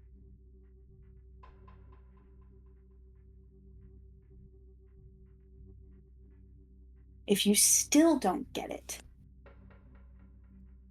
then I don't know how to explain it. I think I get it more than you think I do. And with that, I think he's going to get up and barring, he's going to have to wait for Shiv to move because Shiv would move the chair in front. He's just going to stand there and wait. Oh yeah, she's done looking at you. She'll roll out of the way, the door will open immediately. She'll go back to her desk. Yep. And he walks out, and then he stops right at the doorway. And he goes, choosing to be here does not change the fact that being here presents an opportunity. You may not like or want the opportunity it provides, but it doesn't make it a bad one. Have a good evening, Miss Carey. And he's going to walk out.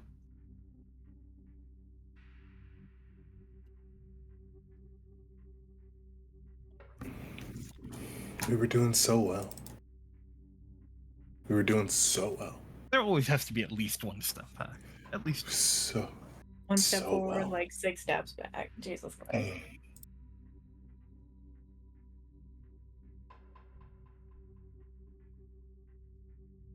All right. Well, fortunately, Andrew had to step away. We'll get to some of his stuff after break. Does anyone have anything they want to jump into?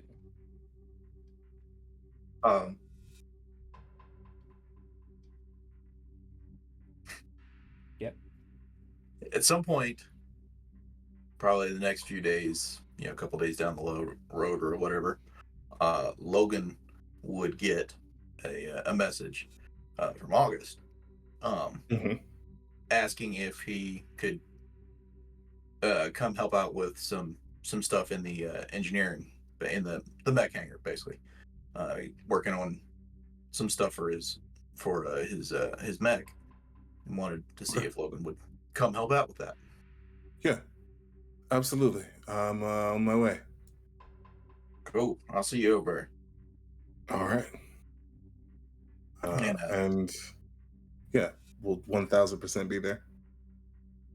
I feel like when Logan gets there, August already has like all these parts and stuff kind of spread out around all this kind of stuff, and since Logan also has similar stuff built in, it's obvious this is prototype stuff. This is home built.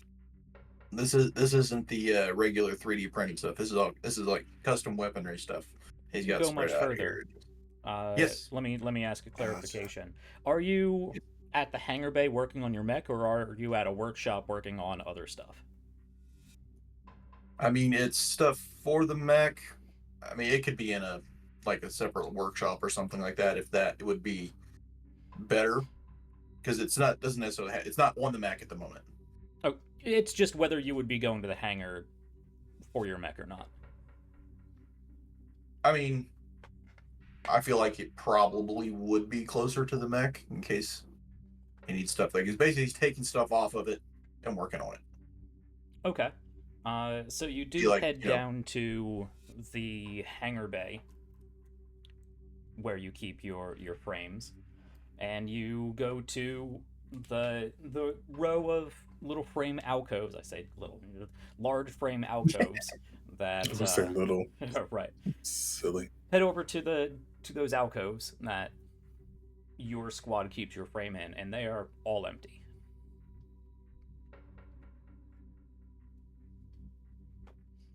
Actually, in the spot where yours would be, there is a relatively large box. I don't know, 1.5 meters by 1.5 meters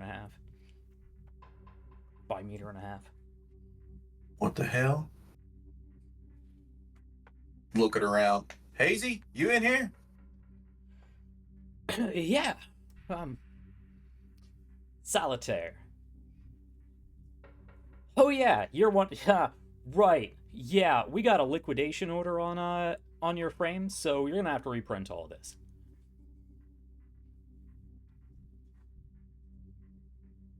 Son of a. So I think walks in a moment after, and is the. I thought. Oh, hey, Desperado, yeah, you two. Had to be scrapped. Gonna have to reprint. Don't worry, credits. It's all been covered. Shouldn't take long. I can get that started if you want. Just didn't know if you guys wanted any new adjustments or anything. So the core too?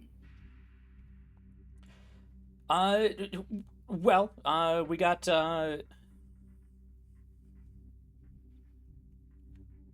yeah, no, yeah, it's all been melted down. All except your friend here. They're in the box.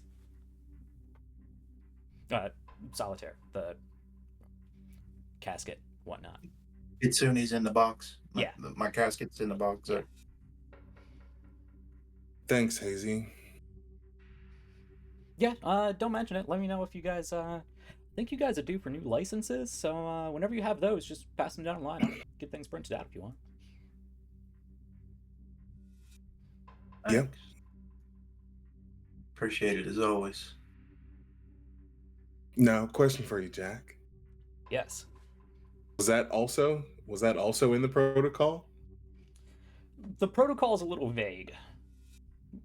Cool. Yeah. Cool. Yeah. You and all possessions on mission during first contact need to go through quarantine and may be subject to Sterilization. detainment, sterilization, or liquidation, depending on extent of possible contamination. Yada yada.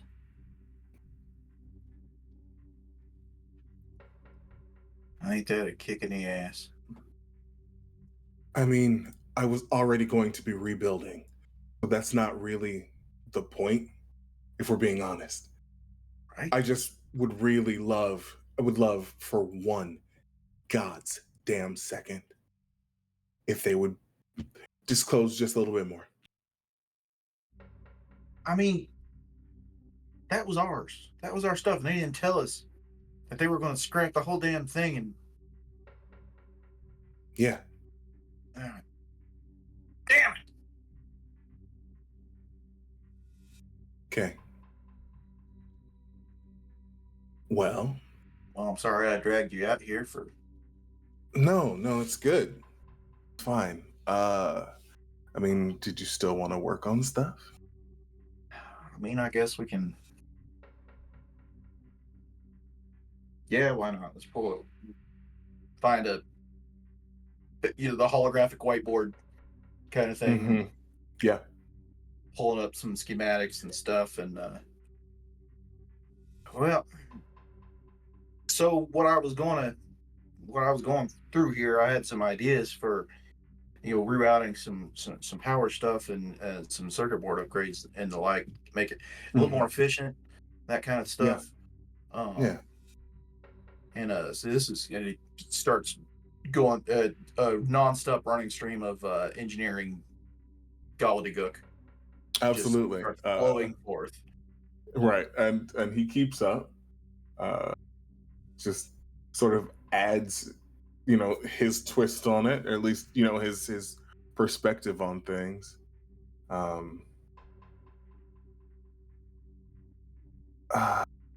mean,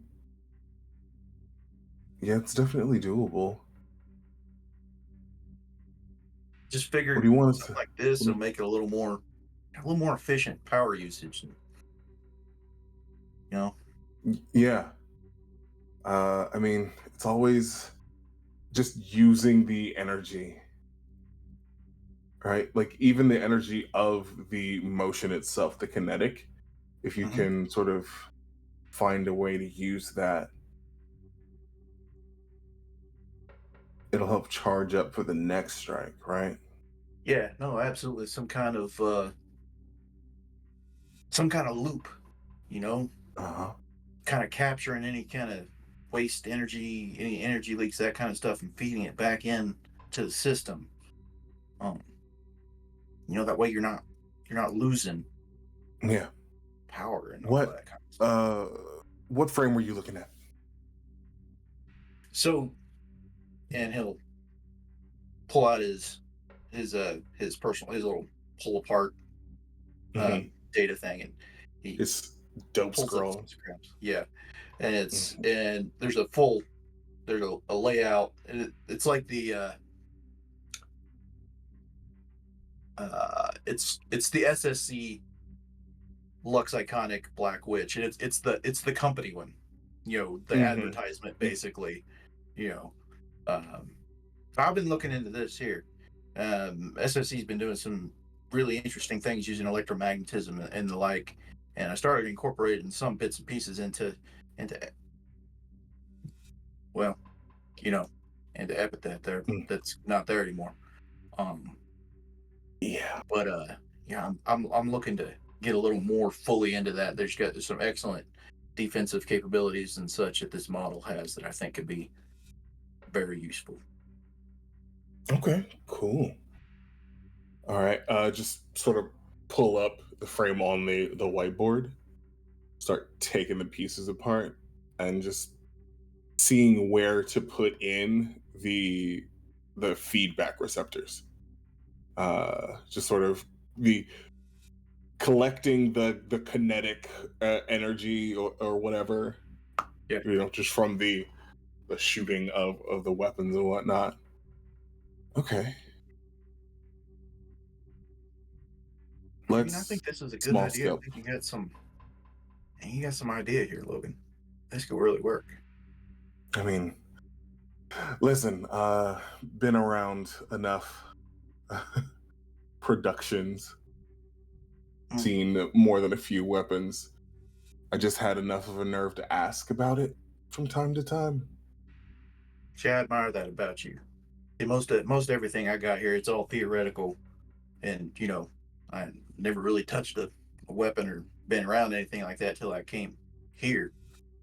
You know, Yeah.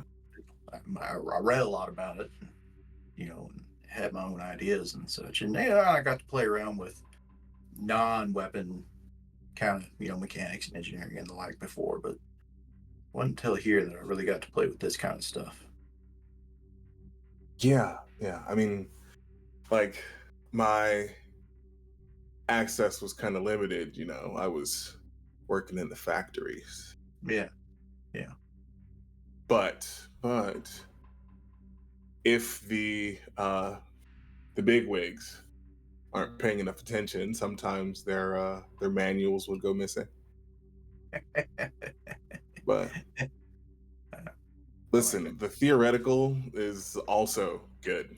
It's important, especially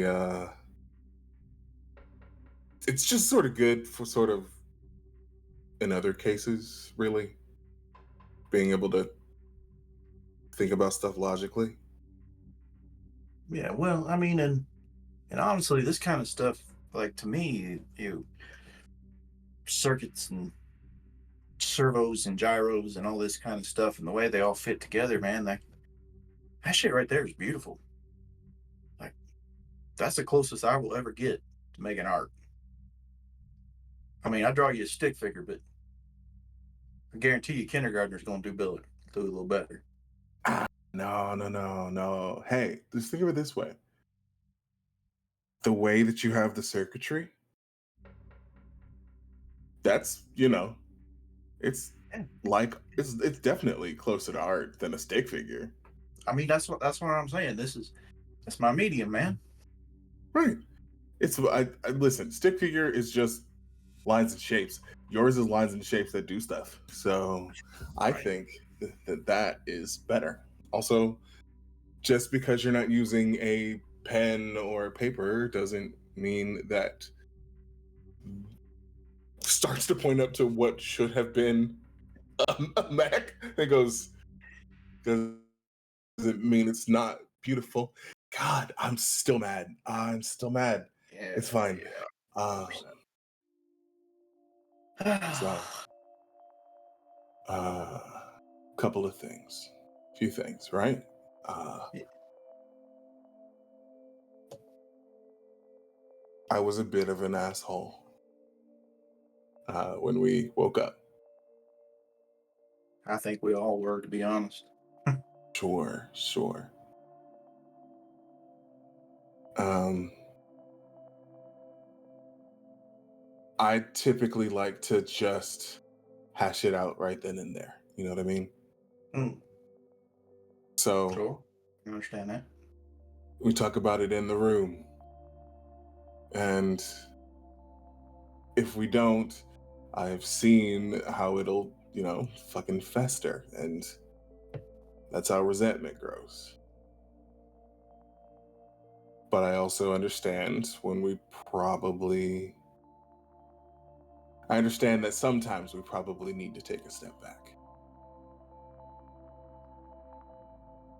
I think both are valid. Yeah.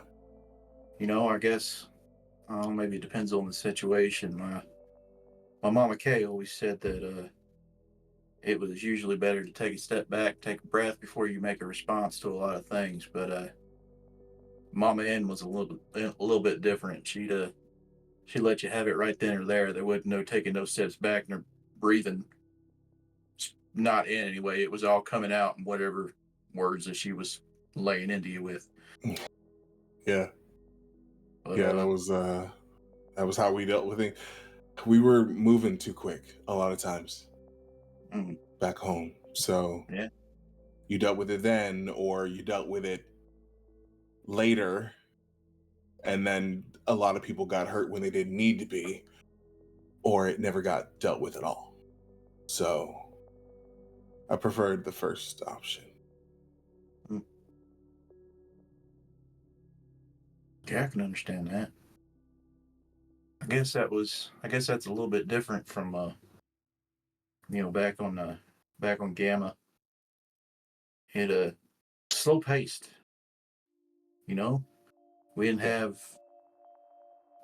any governments or corporations or anything hanging over our head saying get this done. This has a time rate or whatever. We were just there, and all the eggheads and such is doing their experiments and learning things, and you know folks like my parents were making sure they could do what they were supposed to do. And me, I was just little shit running around getting in everybody's way, trying to figure out what everybody else is doing because I wanted to look. Yeah. No, that curiosity is important. Yeah, I guess if I got anything, it's curiosity. Mm-hmm. I think we should be careful with that, given what we're facing. Yeah. Yeah. A couple of reasons, I think. Yeah. You doing all right with that? I suppose. Not happy about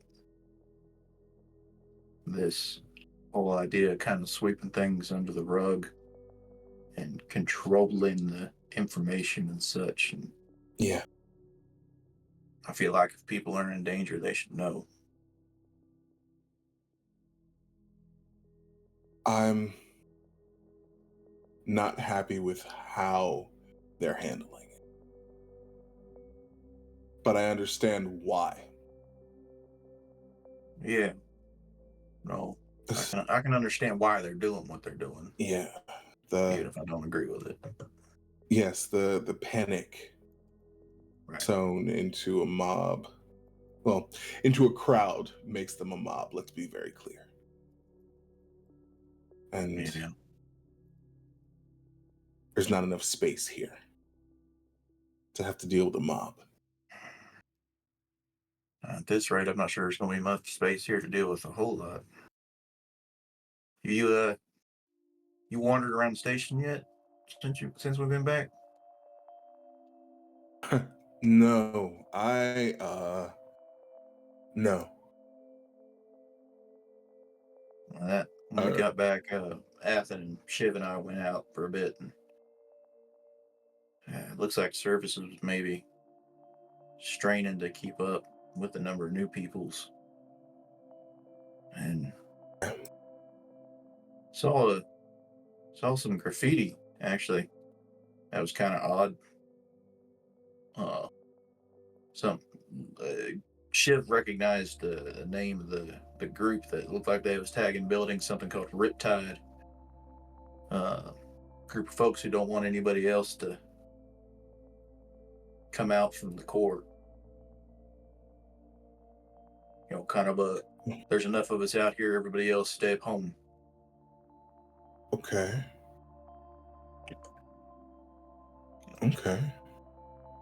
Don't love that, and that's going to make things difficult, I imagine.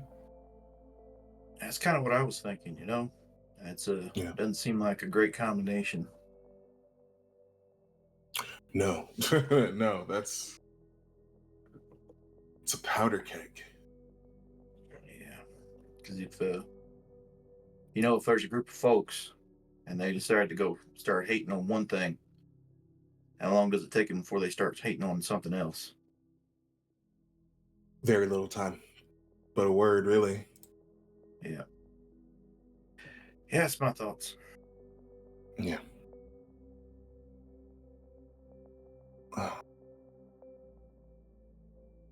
So, in other news, yes, this is a distraction. I hope it works. I think while you two have been working, he has been printing something, just a little small something. Mm-hmm.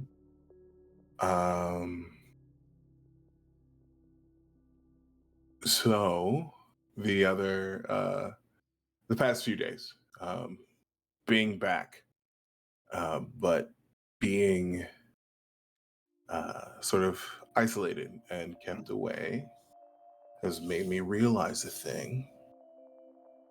What's that? I don't want Morgan to be my boyfriend. Well, damn, that's kind of out of left field. No. And he's going to pick up the little small thing off of the printer. Well, two small things. One is a ring and the other is a box. August just kind of looks dumbly at it for a minute. Was it like a going away present? I don't want him to be my boyfriend, August. I want him to be my husband. Oh, shit. Yeah. Damn, buddy, that's a hell of a move. Good for you. Yeah. Thing is, I'm freaking out because how does that work? We've sort of talked, but we don't have a whole lot of plans. And also, I am going to need help to set this up to make it special when I propose. I mean, anything I can do, I'm 100% there, buddy.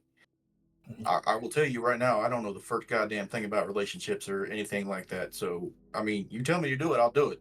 Just don't expect me to come up with shit. No. So I kind of want a brainstorming session, right? With the crew. Yeah. I got the perfect place. Okay. Where? You ever been in the Ringing Gardens? Once. I did go once.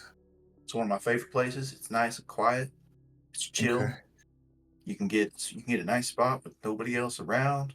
Ain't nobody paying attention to what you do out there. We go out there. We have a sit down.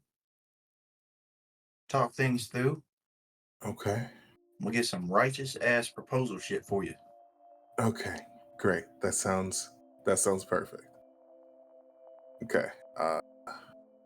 And he's going to put the ring in the box. Okay. I'm gonna.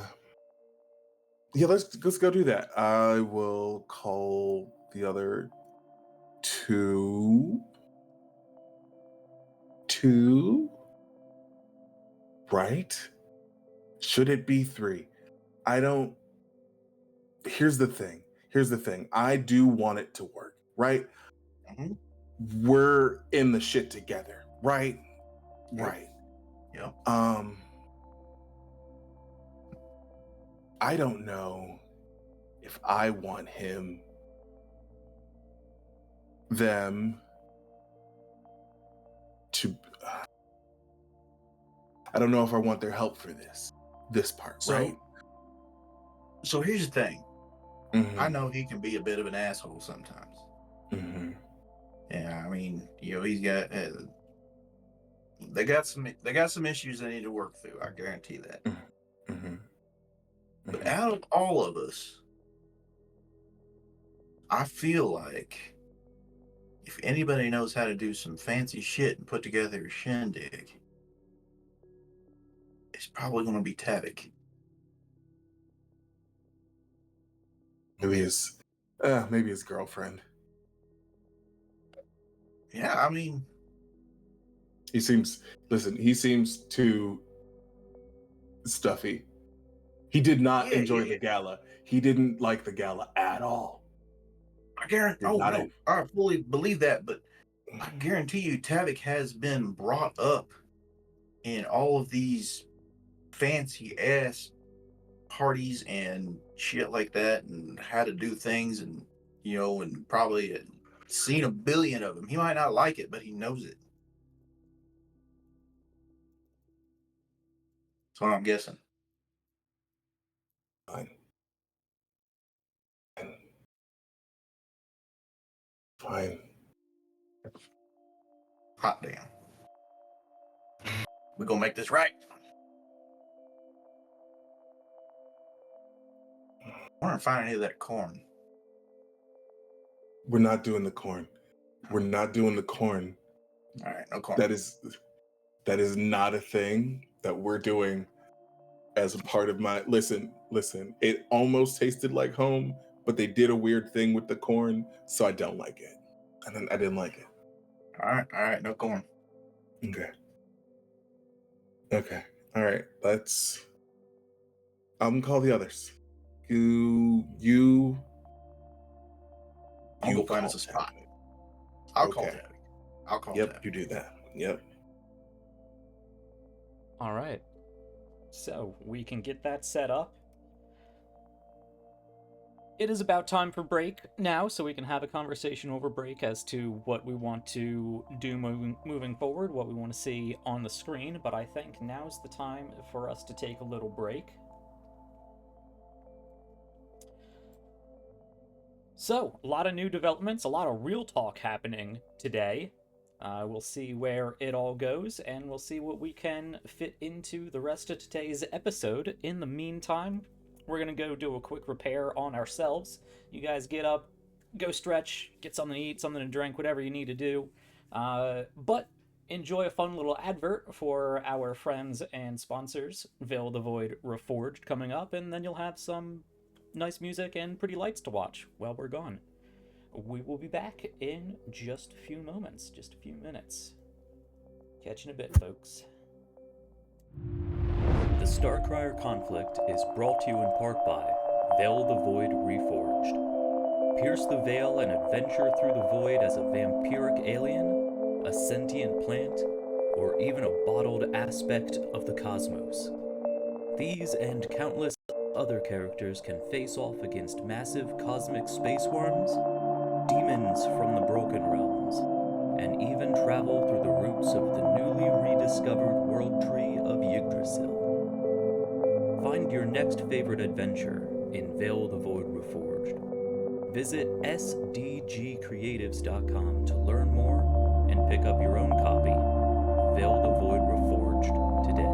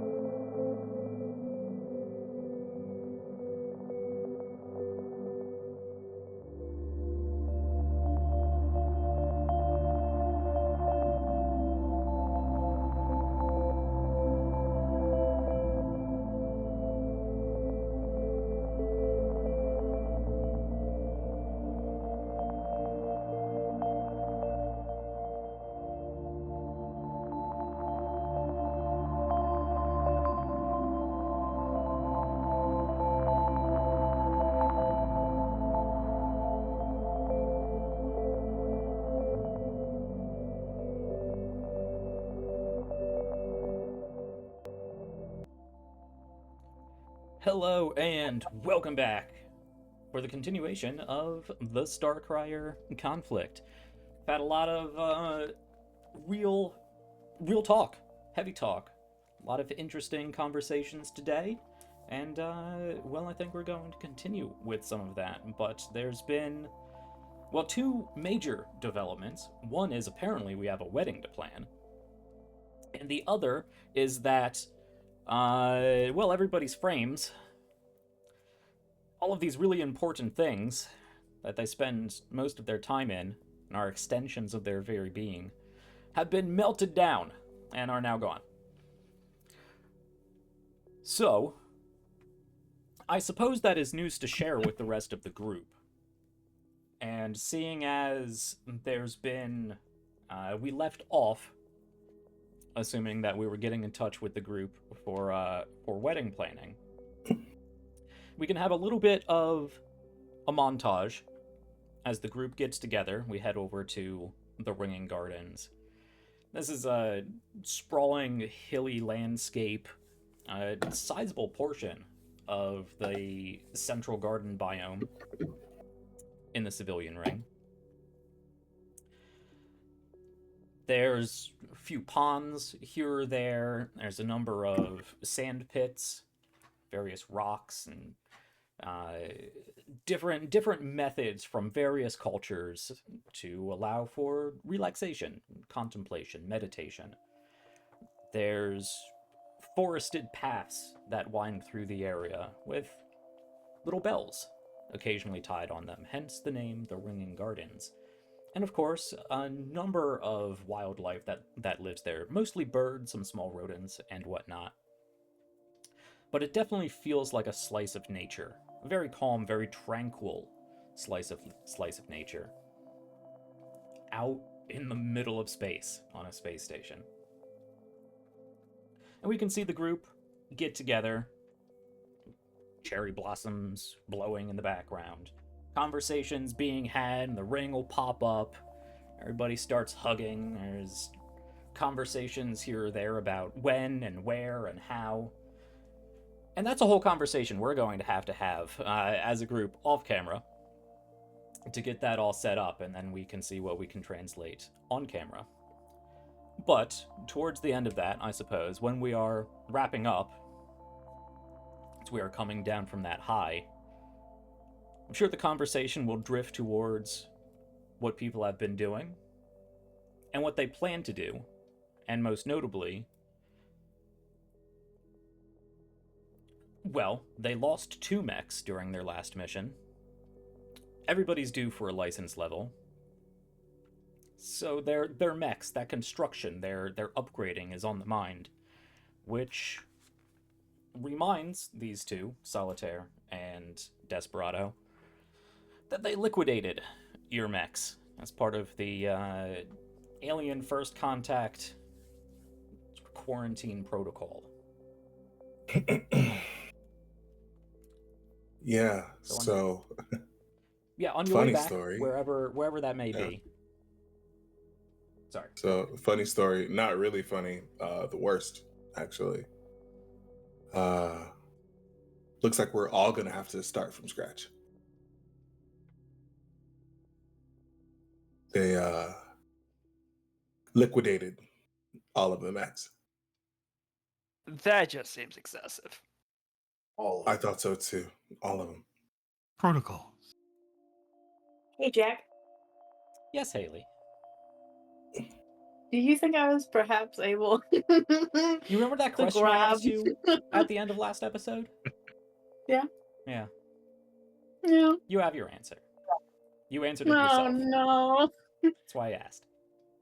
Yep. Cool. She was gonna hear the liquidation, and anyone who's nearby just sees the full-bodied slump.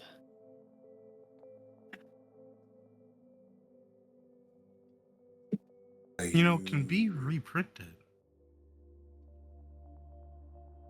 Sure I mean- can, Bacon. Sure can. Hazy probably has a spec saved, right? Be disappointed if Yeah, not. I'm sure. I'm mostly just irritated that I put all that work into Like custom work, and now I got to start over from scratch with that part of it. I could have transferred some stuff, and he just kind of babbles off and trail into his own thoughts of circuit boards and wires. Well, I mean, the good news though is that you've already done it once, so it should be easier this time, right? You already know what you're doing. It's not the point. I mean, I understand. Like, Not at all. It doesn't make the work less strenuous. Luckily, we had our prototype saved, so we don't have to start from the beginning. Shiv, what's going on? I didn't have the chance to pull my hard drive. Oh no! I'm going through that shit like paper. It's really bad. They just really don't want personal you stuff to stored have in it. there. Yeah, like bad stuff. So like it's better than it being found, I guess. But like it was like months of work. Well, you said it yourself. Better than being found. Yes. I mean, I should make more copies. If I just make like 7, no, because then there's like 7 chances of it. Fuck. What do I do? What am I supposed to do with that shit? I mean, we've talked about this.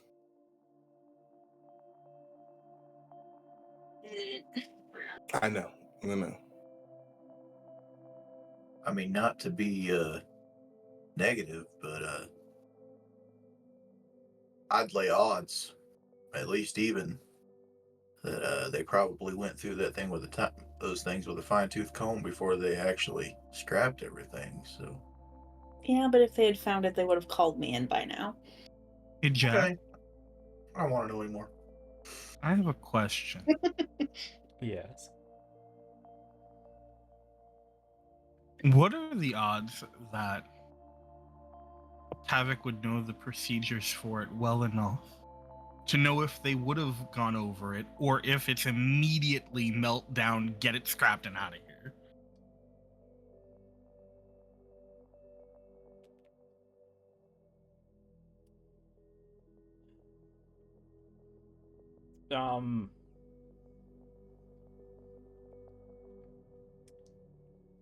Unless you can think of a real good argument for it, I would say not really.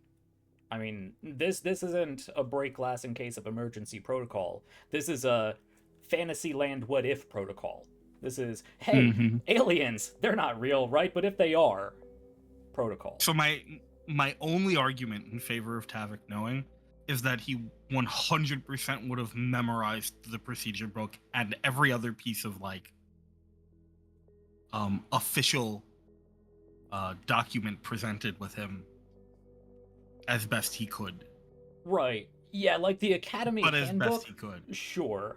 Yeah. Every single piece of Union code ever. No, I don't know about that. No, that's fair. Yeah. Yeah. Yeah, and Aliens is probably not high up on his list. No. Yeah, that's fair. No. Yeah. There's to the general public, it is Fantasyland nonsense. To anybody who would take it seriously, it is heavily, heavily, heavily buried. Yeah. So I'm gonna say probably not. I mean, it'd be a fair assumption. With everything else they've done, they've gone over you with a fine-tooth comb, presumably. Can I ask a different question that I think Tavik would know? Sure. What would Harrison's procedure be for this? Because that one I do think he would know, if that's fair to say. Harrison's procedure for this would be to collect all materials, learn as much as they can, and prepare countermeasures. Yeah, okay. That makes sense. Anything We'll else find would the be best largely, way to slag it. Yeah, anything else would be largely extraneous because this would take top priority. Right. Okay. Thank you. So Tavik would just be like, odds are good that they went through it like anything else, looking for anything that would help with the coming issues. At least that's what we would have done back on Ras Shamra. Though Union perhaps is not, if you are lucky, quite as rigid with their searches. So we're going to hope that they're not. To clarify, it's unlikely that this is just like Union scientists, like just Union scientists going through this. This is Men in Black 2x2 Hands of Blue bullshit right here. Mm-hmm. Those are the people who are now interested in you guys and your stuff. They probably don't care about a dirty hard drive. Incredible. Hate that. Hated that, actually. Shiv's paranoia is absolutely rearing its ugly head, and they're like, okay. So we're gonna move and act as if everything is fine with that, and we're going to we're gonna have to rebuild.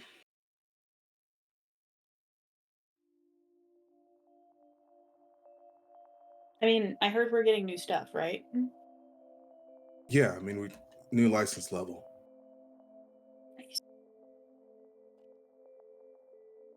I think I want something smaller. I feel too bulky. Yeah, I mean, like, Shamwanga is cool and all, but feels slow.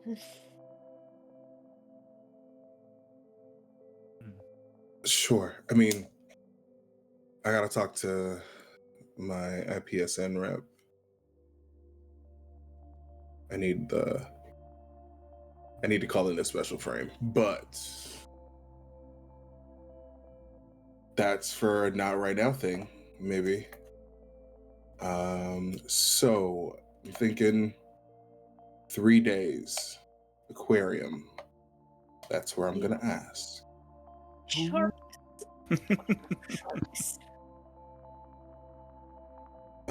Thank you all for your help. Even you, Tavik? I'm sorry. Including you, Tavik. How thoughtful. Well, I don't know if I helped, but I'm glad to have been here. The look on your face when you got asked about parties was very good. So yes, it did help. One day you will have to explain to me why you thought I would have any sense of party planning whatsoever. I didn't. Is that not something they teach you in them fancy schools you went to? Listen, I told you, August, I saw them at the gala. They did not want to be there. The fancy schools that I went to taught me how to be very good at killing things and piloting things. Yeah, but ain't you supposed to be like, in charge one day? So you got to go to fancy parties and do what I figured they take all this stuff. Go to, but not plan. Yes. Well, unfortunately, it does not always work out the way one would think.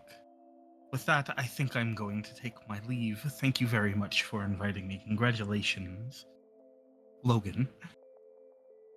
And then he gives a nod and is walking off. Step forward. It's true. I told you, August. But yes, I was wrong. I mean, listen, you're allowed to be wrong from time to time, but don't do it again. Thank you. Okay, I've taken up enough of you guys' time. I have to go hide this somewhere. Or Shiv.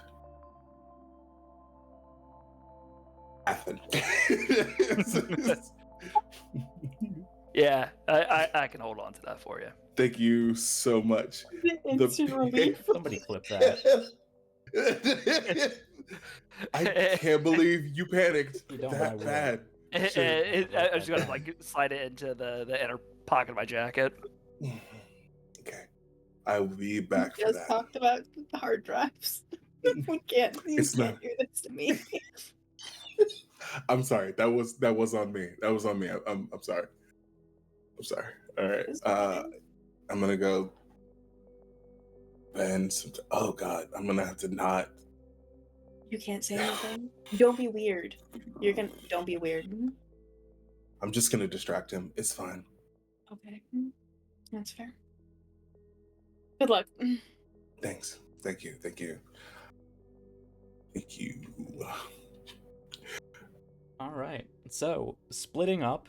Not everything has to happen hour by hour, day by day. We can take some days, but I do know there's a few people who want to talk to a few other people about things coming up. So, once the excitement of that settles down, I'll put out like a ping to everybody in the squad to have it included. I got to make a call, and I got somebody that I'd like you all to meet.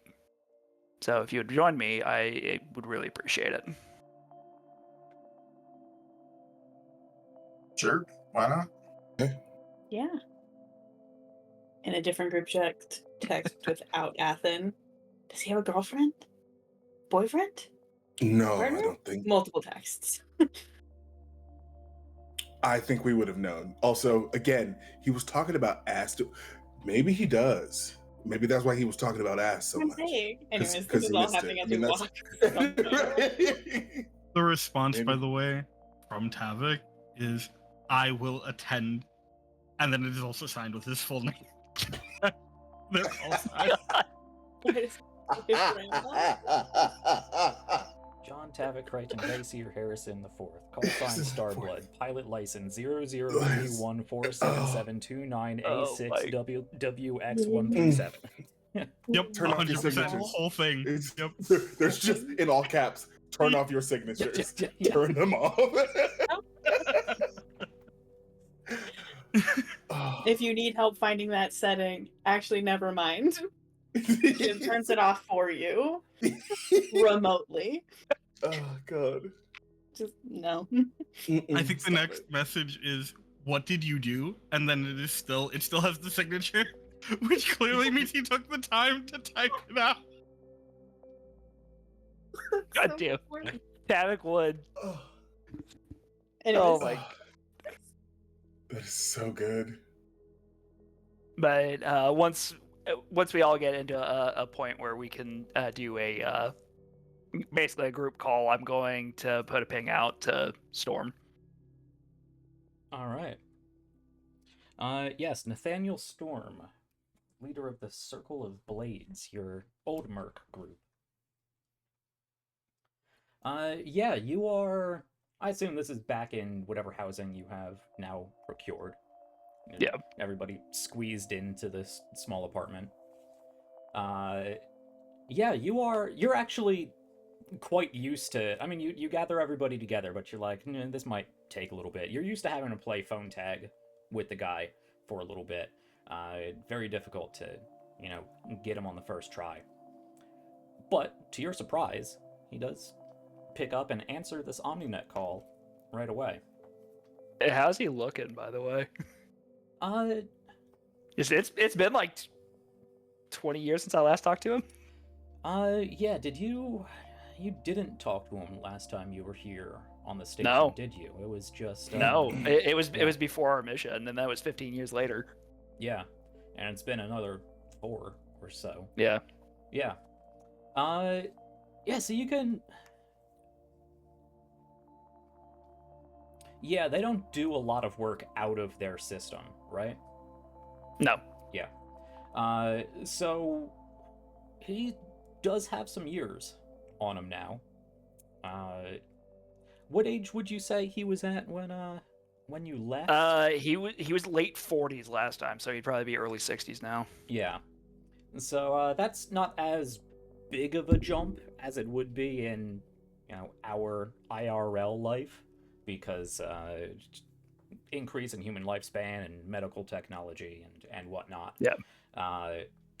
Especially for, like, mercs aren't like upper class by any means, but they tend to have the resources pretty close depending on how successful they are at it. But you can see some years on him, certainly. There's gray to him. There's a few extra lines in his face, but not terribly different. Really not terribly different. Call opens up, his face pops up on the OmniNet video call screen, and there's a real quick twinge in the back of your head of that implanted, unrealized reality that the Herald gave you. That you push back. Obviously, he's not dead. You're talking to him. Blacksmith, it's good to hear you. It's been a while.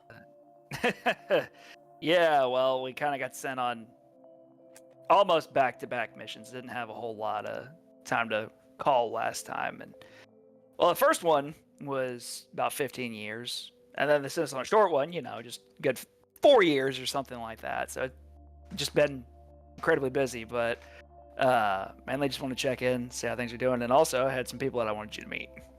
This is the new squad. I'm gonna shift a little bit so everybody can say hi. Right. Hello, new squad. I don't know Everybody, whether to ask whether you're keeping them in line or they're keeping you in line. Oh, it's definitely the latter. Well, good job. He's a lot. Noticed. But when you're done with them, send them back in one piece, yeah? I mean, yeah, we could probably do that. No promises. I rocked the shit out of him a couple of days ago. Wait, you did? Did you? Good Oh, job, she Ethan. got one hell of a right hook. Wait. Yeah. Oh. Gotcha. Yeah. Interesting. No, not like that. And he drops and goes there. No. No. Mainly just wanted to check in, and there's only so much I can mention, but I will say that our last mission was a doozy. There's a lot of it's behind, red tape and classified and whatnot, but Yeah, sounds like Union. yeah. I need to verify something. I never shot you, right? I don't think any of these are yours. You remember when I was 16 and you had... It's the first gun that you had me build because you were having me work on learning how to clean and disassemble and keep us going when we needed to be. You remember when you were teaching me how to shoot? It's a while ago. I teach a lot of people how to shoot. Yeah. That was kind of a moment for me, and I ran into something that's making me question what actually happened there, because I'm remembering two versions of it. One where I got it, and the other where I shot you, and I just wanted to make sure that that's the right one is actually right. Where they got you tied up in? It's classified. Damn right it is. Alright. Oh, hey, if they're fucking with your head, I don't know what to tell you, but... Well, look, it ain't Union that's doing it. Alright? This is not part of the assignment.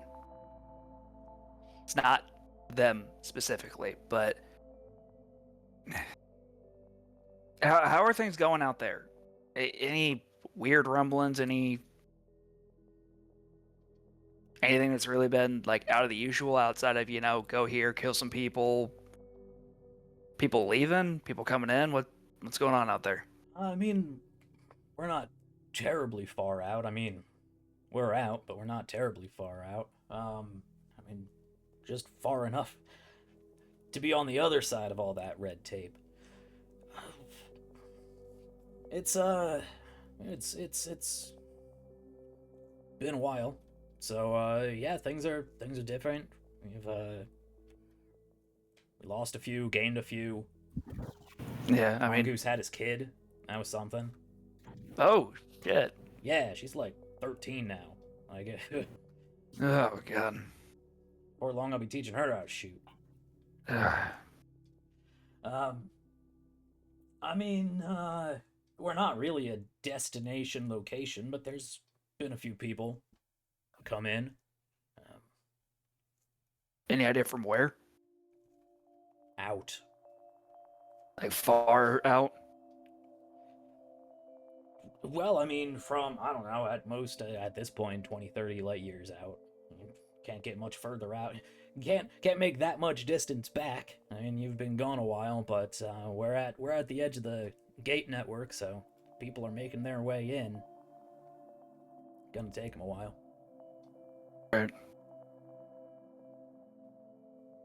All right, look. I know you and the rest of the Blades you're good. I clearly, where the fuck you think I got my skills, right? But if you start hearing rumors about scary shit out there, There's always rumors about scary shit out there. Storm, you take the circle and you run. Go inward. There is bad stuff that is out there. Worse than we've ever dealt with before. There's only so much that I can say. Again, a lot of it's classified.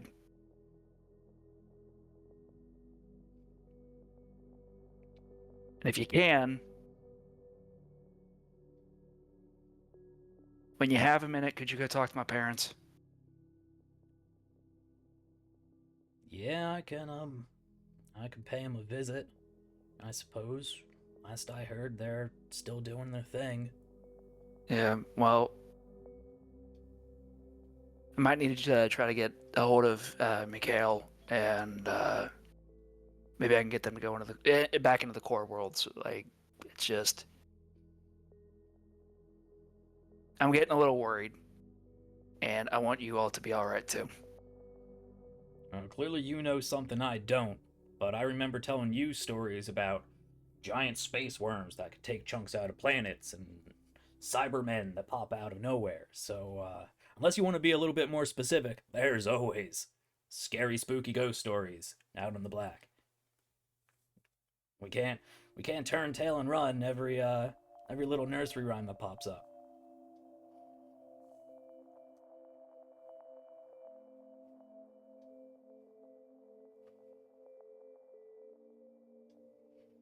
We saw something that was a combination of organic and synthetic materials. Before you continue this conversation, perhaps it's best to remind you that this is most certainly not any sort of a secure line, and that they are very unlikely to be understanding in this scenario. With that said, and Tavik will turn towards the screen, perhaps it should speak to the level of seriousness that Athen is trying to present to you based on his willingness to get himself and perhaps us in far more trouble than we can discuss. Who's the suit? No offense, kid. I appreciate the cut of your jib, but I got you working with some interesting folks. Hey, yeah. Look, you know the armory? The armory. Yeah. Harrison Armory? Right. Heir to the throne. No shit. John Tavik Creighton Vasir Harrison IV. That's God, funny. I heard he you were says his dead. signature out loud. Is that so? I'm surprised that's the story they're telling people. There's a lot of stories.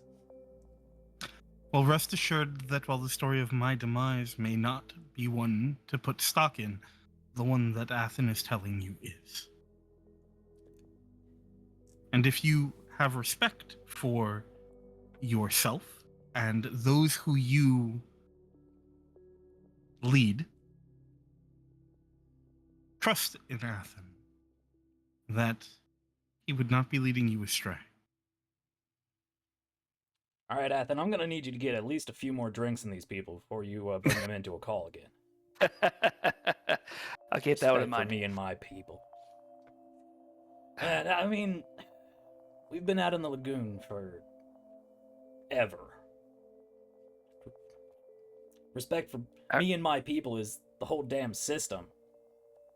Minus those we hit every now and then, but they're usually the ones passing through.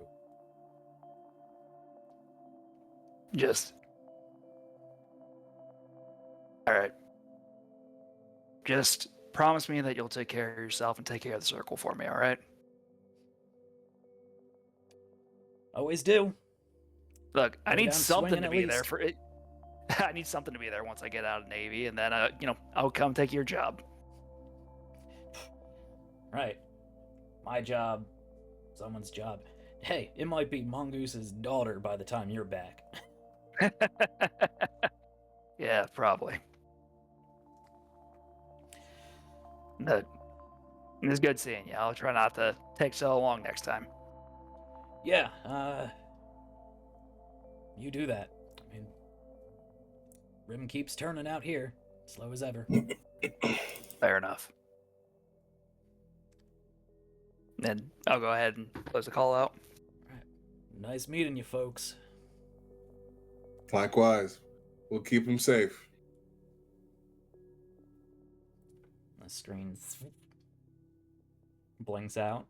And as it blinks out, Athen, I want you to recall something you said last episode. I believe it was just before you went into cryo. You said, I don't even know what's real anymore. You're reminded of that as that call blinks out. Obviously, you just had this conversation. Your people are here with you. But you're not sure. You have to remind yourself that it was real. This conversation was real. That storm was real. That Mongoose and now his daughter are real. It's just something that feels... It's like the opposite of deja vu. Though that doesn't even make any sense.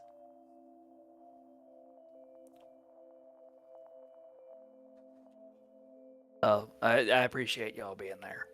I just need to be sure of something.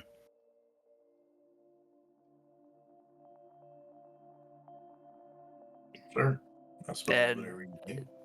sorry about almost Seems to getting be a y'all. bit of that going around. Sorry about also almost potentially getting y'all court-martialed. So Yeah, for reason. Yeah, it was a close call. yeah, But I also get it. Right? yeah.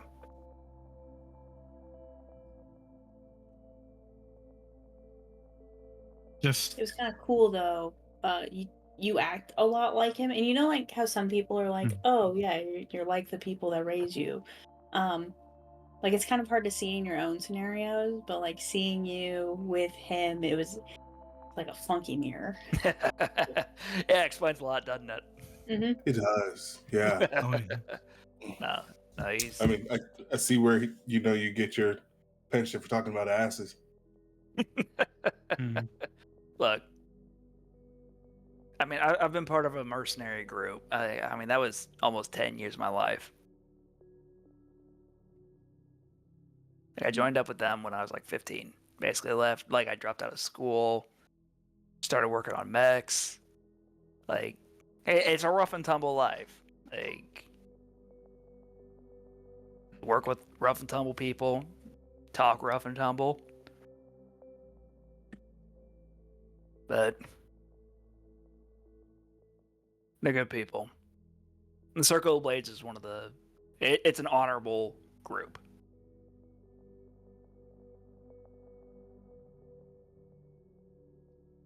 I just want them to still be there when I get back. It's respectable. And I hope he listens. We'll see. If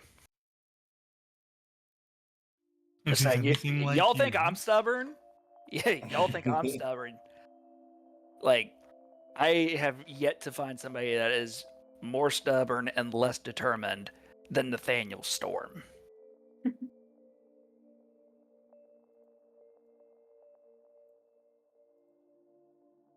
Well, you take after him. That's good, probably. Yeah. I guess we'll see. So, Tavik, yeah, apparently you're a dead man. that does seem to be the case. Surprising, but an interesting choice. For sure. It was just like, Well, are they just growing like another clone then? Or like what's. maybe.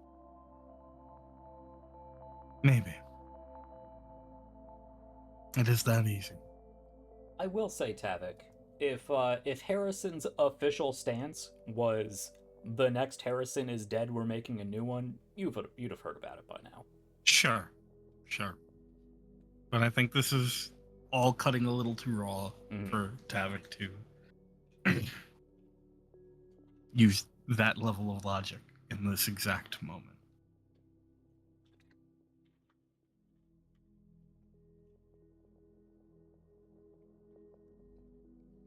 Does that mean you're in danger? What? Well, I mean, if they're saying that you're dead, that means either you're expendable or you're expended. Harrison Armory is not going to do anything that's going to get them on the wrong side of Union while it's still profitable. In a best case scenario, if they are saying that, their assumption is that I will spend the rest of my days here, making as much of a mark as any other Lancer makes in the position, and that one day I will die and no one will be any the wiser, which I suppose is true to a point. Or they are actively looking for a consolidation. Or 3 is returned from touring the Purview, but the odds of that are impossible.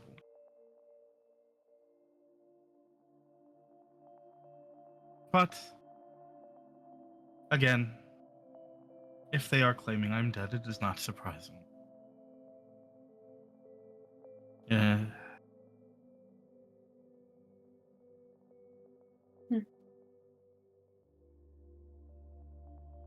That's sad when you think about it, though.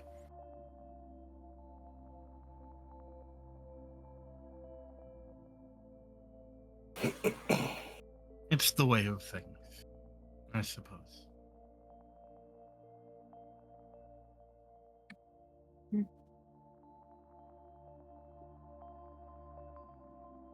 It's the way of things, or it is what it is generally the way most people just try and wave off confronting the actual feelings of the situation.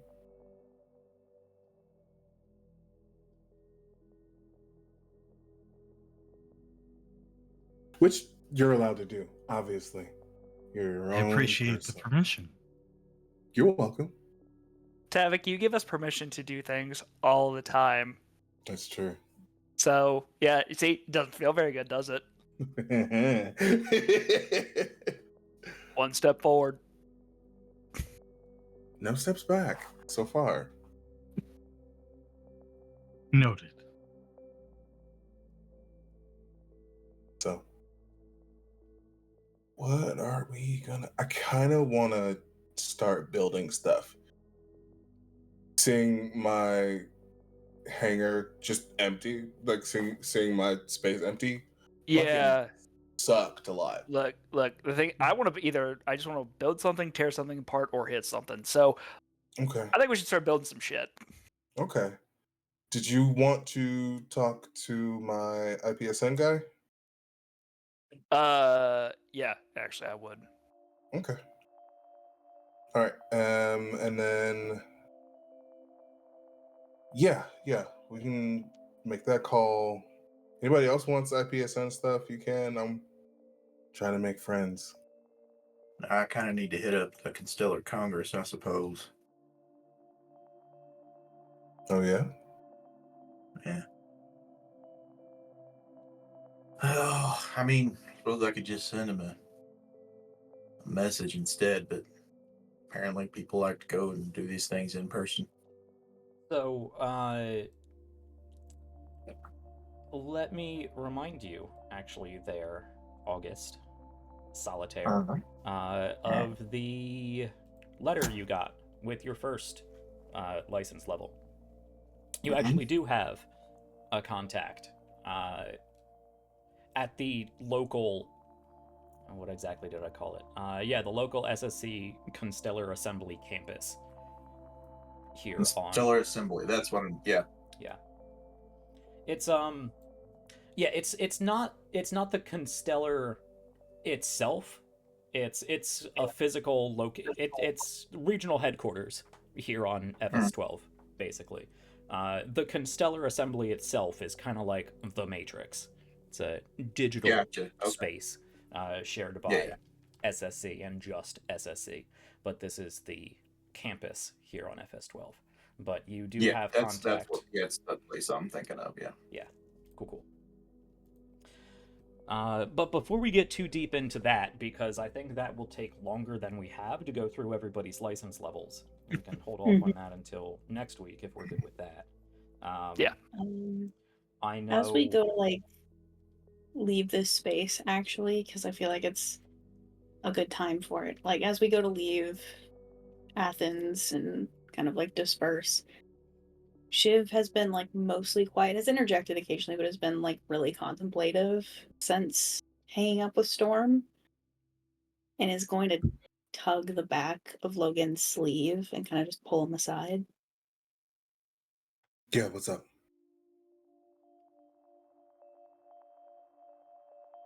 I think I want to call my dad. Oh shit. Okay.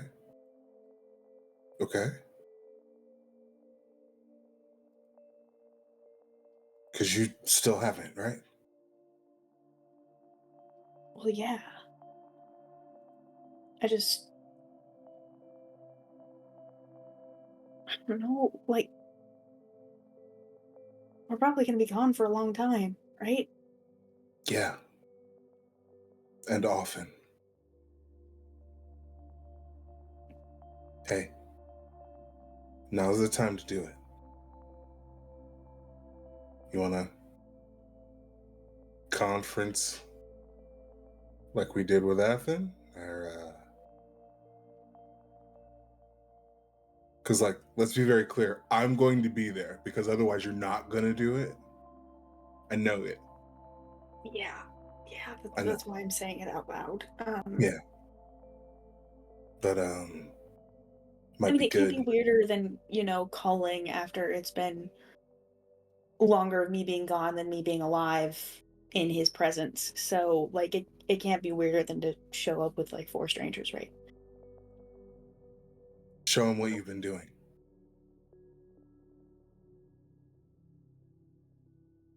Yeah.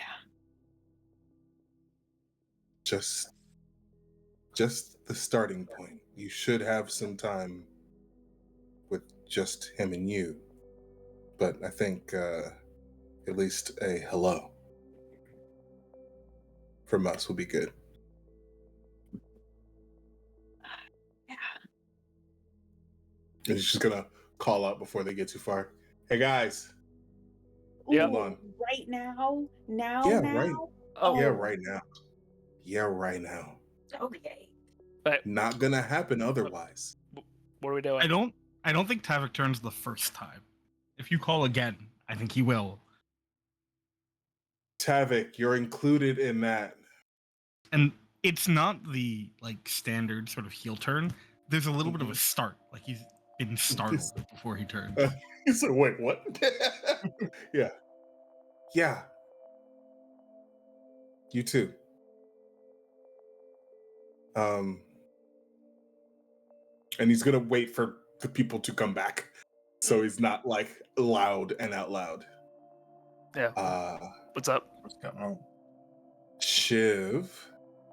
Only if you're not busy, but I'm gonna call my dad. You want some support? Yeah. Are you certain you want me there for them?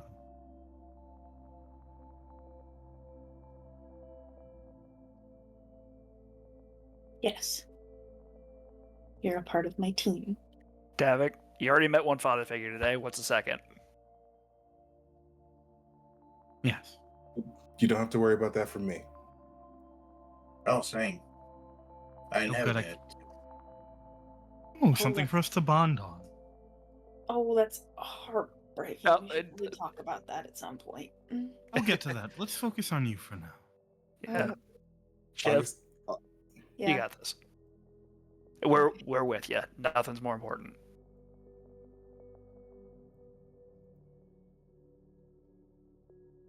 I don't You're know. all sitting on my bed. It's gonna be weird. I don't have furniture. I'll stand if it's all right with you. I mean, I'm sure that we surely we can grab some fold-out chairs or something, right? Bring a box, something to sit on. Did you get a beanbag this time? No, they forgot. So dumb. Okay, sure. Yeah. Havik makes a note of that and absolutely is going to bully someone later to get them a beanbag. Incredible. Cool. Yeah, no. Shiv heel turns and just starts walking down a hallway and is gonna start leading the way to their place. Well, let me ask, because it sounds like Logan knows what is going on. And I know there was a brief, sort of everybody sharing their backstory back in the hospital room last time, but I'm not sure anybody really knows the context here. No. Do you want to go? We're going in blind. Let's go. Do you want to go? Would Shiv go into that context at all, or any of the recent developments, or is this or not? Nope. No. All right. Nope. Okay. I think Now, the only important one who has question. any context is Yeah. Logan. Right. And the most Logan knows is that they don't answer calls. Gotcha. So I don't know about the voicemails. I don't think so. I think Shiv's offhandedly mentioned that they get a call about once a year and they miss it. Mm-hmm. And that they've been hemming and hawing and they don't really know what to do about it. But it's always been in broad strokes and it's never been in detail. And if you ever tried to question it, it's been immediately brushed past. Yeah, just shut that down immediately. Yeah. Mm-hmm. Okay. All right, Shiv. Okay. Yeah, you'll see a very standard issue fucking cubicle of a house. Yeah, you can all squeeze into Shiv's little dorm room situation. It'd be easy enough to requisition some folding chairs. Yeah. We should have a party here sometime. That'd be great. No, absolutely not. You guys are a pack of sardines in here right now. No, for sure. Just a little tiny ray. Standing. Yeah.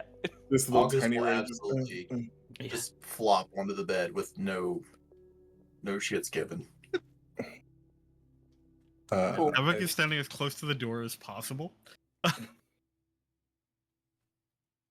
Shiv will, through the crowd in their house, point and go, "If I have to stay, you have to stay." You asked me to stay. I am not leaving.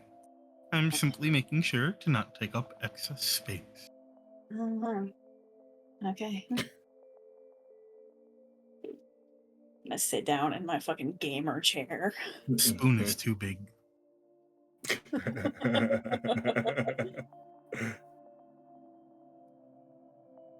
All right, so you can pull up your computer's turned on. It's always turned on. Yeah. You are missing 90% of what I imagine you consider your files. Mm-hmm. But of course, your actual day-to-day personal stuff isn't contraband. These call logs are not contraband. They are on there.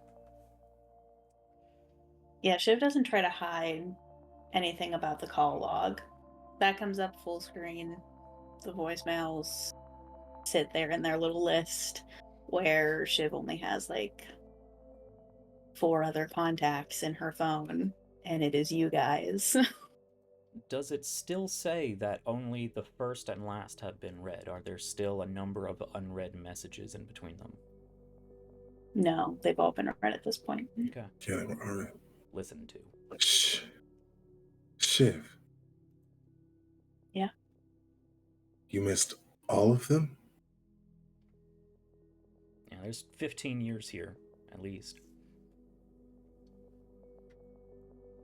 So missed was kind of a stretch.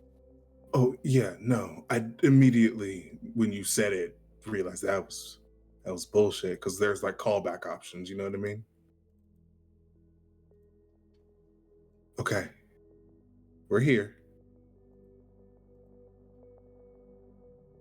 You've got this.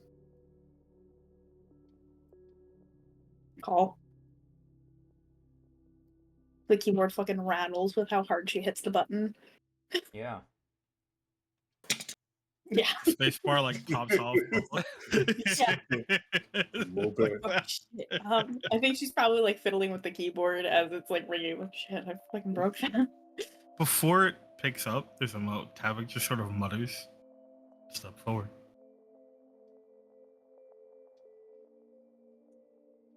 Okay. So the call rings.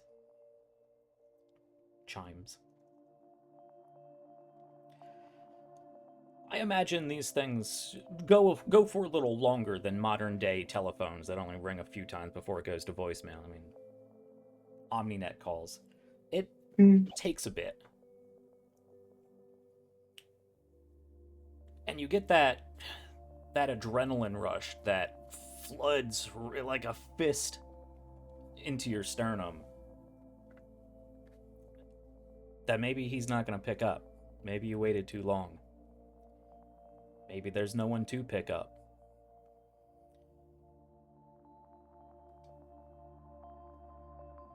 But then,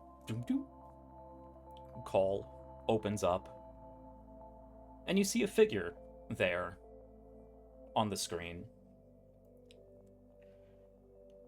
It takes a second before you even realize it's your father. The room's dark, a little backlit. You get this sort of underlighting, not quite flashlight under the face, ghost story style, but this underlighting that is really not flattering. Like there's just a small dim light in the background, and the rest is just being illuminated. His face is just being illuminated by the screen in front of him.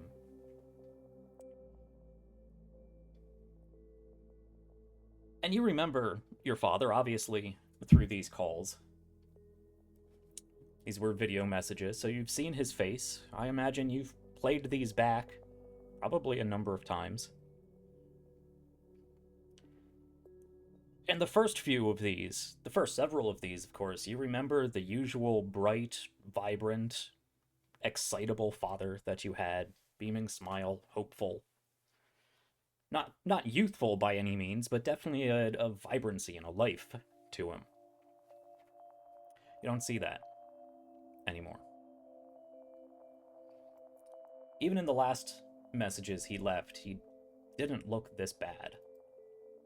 Though, you do know that was even years and years ago. Last call logged without a message was 8 years prior, and that's when you last checked 4 years ago. It's been 12 years ago. 12 years since the last of his messages. And you could see even that took a bit of toll on him, but not this much. I can remember the brightness in his eyes, that twinkle of constant curiosity, of constantly thinking about something in the back of his mind. Not that he wasn't giving you his attention, but he was a brilliant man. It wasn't possible for him to not have other things going on in the back of his head. It's like you could see the gears turning behind his eyes, even with attention on you. And those gears stopped. Those gears have grown cobwebs and dust. His whole complexion has grayed. His face is sagged. He doesn't necessarily look unhealthy. He doesn't look old, not any older than he should be, though it takes you a moment to readjust your calendar for exactly what should mean. He just looks tired. And you can remember back, he's always worked hard. He's always pulled late nights and long weekends. You remember him falling asleep on the couch with a data pad sliding down his chest. But there was always a vibrancy to him. No matter how tired he was, there was always that dedication to what he was doing. That's just not there. The screen illuminates his face, and he doesn't even look at it at first. You can see he just kind of pressed the call and is waiting for somebody to say something. And he looks up, squints his eyes, and leans in.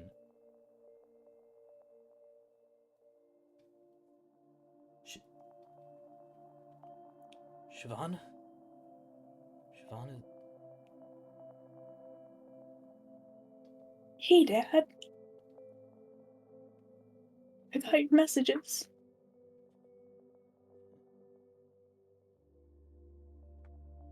And he loses it.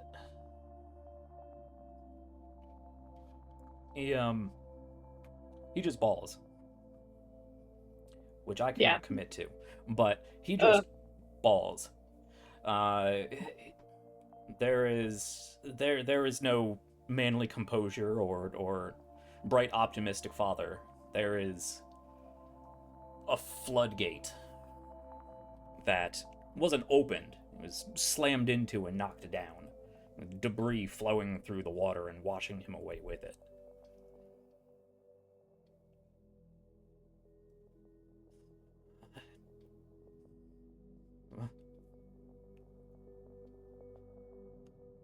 He stammers out a few choppy syllables of a number of different words, not being able to commit to any of them.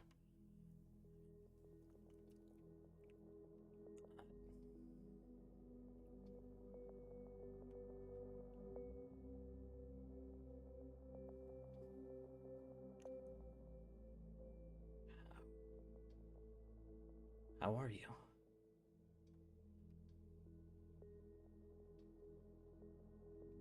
Oh, I'm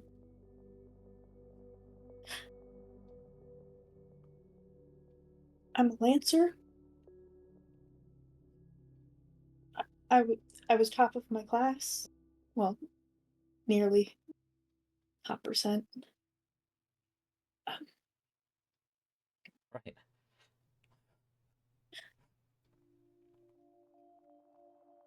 Right.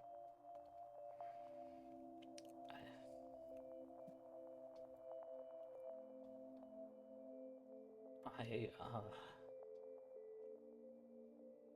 don't know what to say.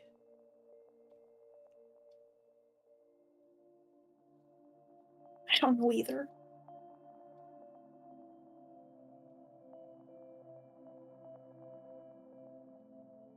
I think there's going to be a hand on your back. Just light. It's not particularly in view, Mhm. but you can feel it.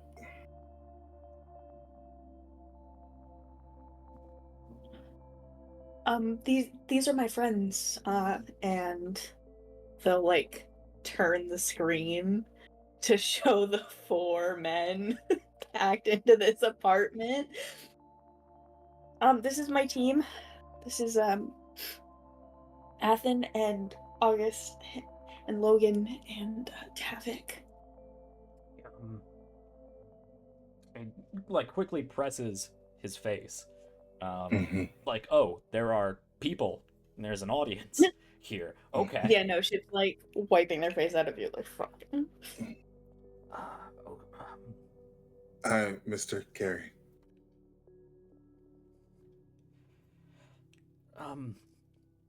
Okay, so you've Dr. Carey.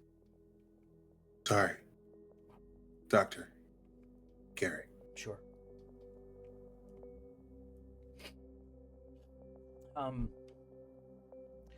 Okay. It's it's good to meet you all. I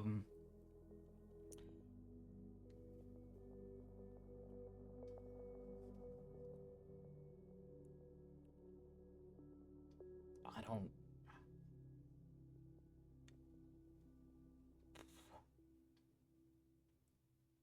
You got one hell of a kid, Dr. Carey. Yeah. Yeah, Jiv has saved our asses on multiple occasions. Gotten us into a little trouble every once in a while, but nothing that she couldn't help us out of, too. Yeah. Sounds like Siobhan.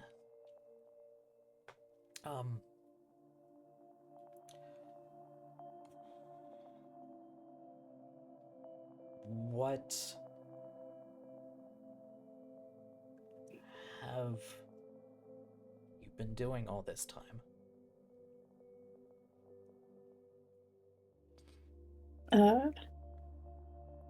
Shiv will turn the screen back to just her.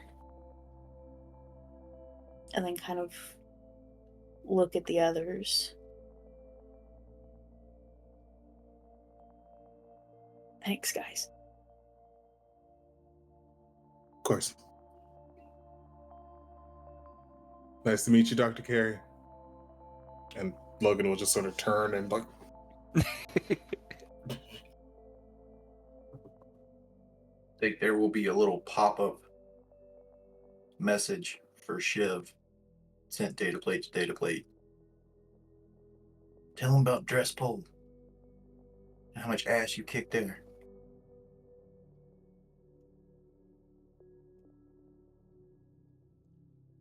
So One step. a lot of loud, awkward shuffling later, as furniture needs to be moved out of the way and people bumping into each other and creaking old beds and sliding and doors and all of that. Just ignoring all of it. It's just like looking, like scrunching their face, waiting for it to be over.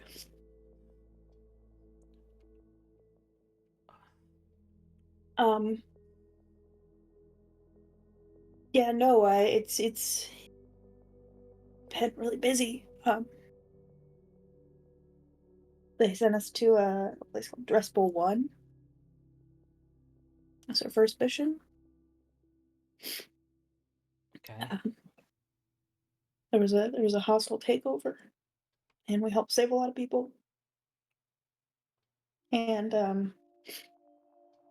then we came back, and there's this, I don't know, this light show called The Angels Dance. It was really interesting, but a meteor almost hit the station, and Athen basically stopped the meteor in midair with a couple of people. I don't. Anyways, and we've gone to a lookout station, and we retrieved some data there, and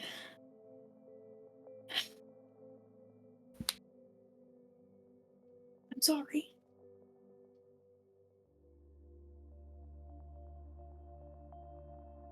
I'm sorry.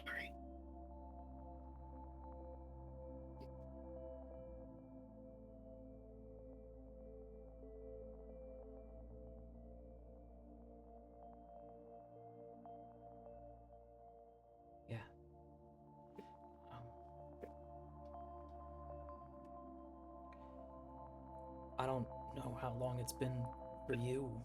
Are you, done?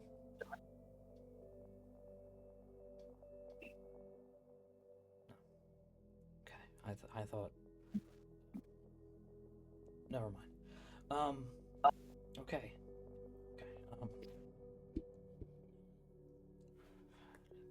What have you been doing? I got a couple of... I promise I found this the right way. Found out that you are, that you're working on something new? Oh,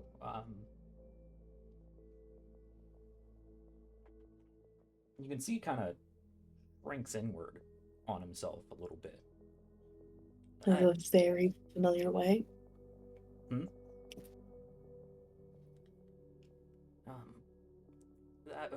That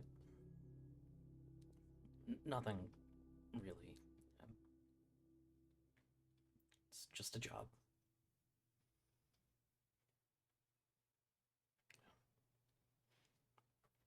Medicines and whatnot. Just making sure they work. Yeah. Important stuff. Quality control.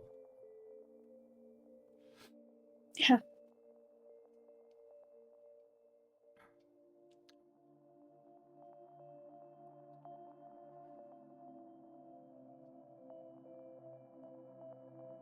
Yeah, can we say that Shiv's encrypted this line to some degree?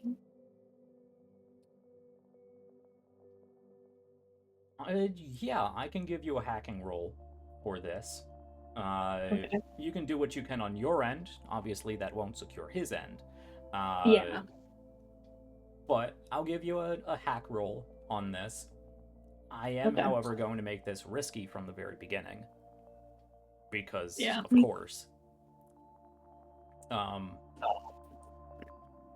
Yeah. Can we say, because this is something that Shiv probably would have done from the beginning because they're paranoid and a freak. Can we say that I've taken a lot of time to do this and therefore it could be accurate?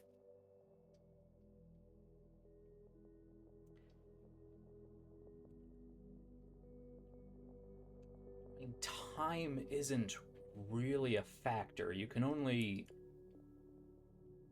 I mean, Jack doesn't know exactly how encryption works, Yeah, but I imagine you either set up your cipher or you don't. Basically. Yeah. I don't think it's really... I was hoping that maybe if I allowed myself like the time to be... In theory, not explaining why I know anything about this, but in theory, if you have more time, you can create layers of encryption on encryption. It won't necessarily make it impenetrable, but taking the time to be able to do that will make it harder to get through. Undo. Sure. Yes. Let me throw this back at you then. I just liquidated your hard drive. Where is this? Where is this multiple layers of encryption you have? True. Yeah. And if it wasn't in that hard drive, where have you kept it? Because I don't think that's something you can really recreate on the fly if it's something that you specifically took time to set up multiple layers for.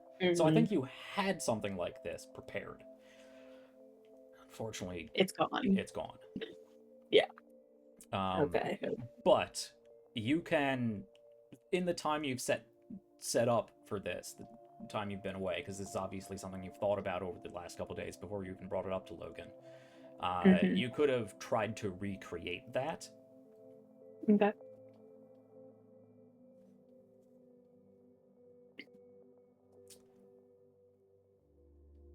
I will say it will just be a flat roll and not give you all kinds of difficulty dice for trying to encrypt from the MIB. That sounds fair. That sounds fair. You know, I love bargaining with GMs. It's always deeply terrifying. Awesome. Okay. So tell me about these bonuses you want and all these negatives that I could give you. Exactly. Yeah, it really is a push and pull every time. Okay. That is with a +4, a 17. Okay. Which is not a 20. It is not a 20, which means as a risky roll, there is a complication, which I'm just gonna hold on to. Mm-hmm. But as far as you can tell, it would take a lot to for this to make sense to anybody looking in. Cool.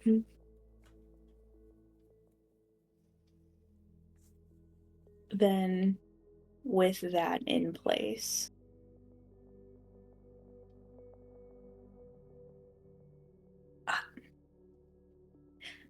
Dad, your messages were censored.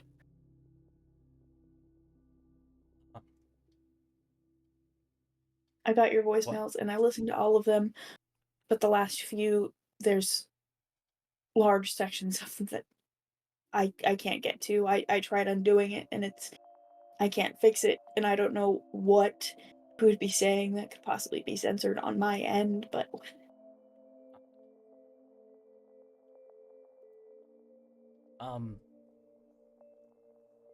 are you okay? I'm fine. Yeah. Don't give me that. I'm an adult. Are you okay? I'm as good as I can be. Siobhan, I got a home. I have food on the table.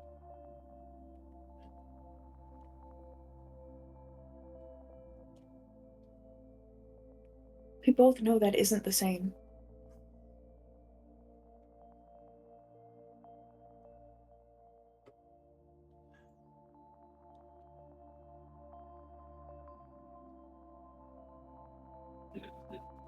I don't know what you want me to say.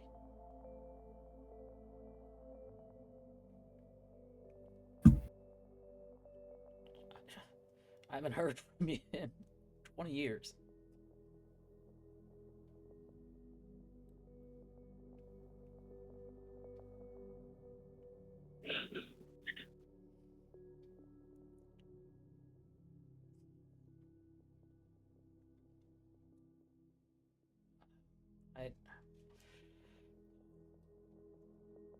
I only remember so much of those messages. It was years ago. I don't know why they...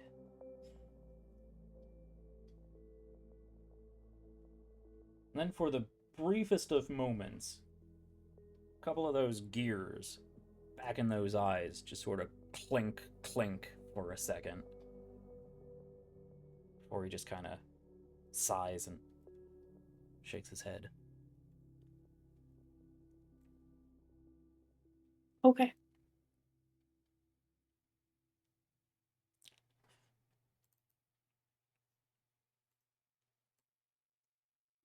I realized I was being dumb. And I know that doesn't mean a lot.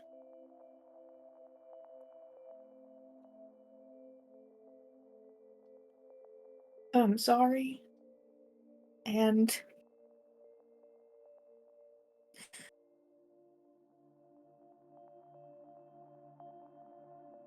I just realized that I couldn't keep being dumb. So, if you still want that, I'll call you every time I come back.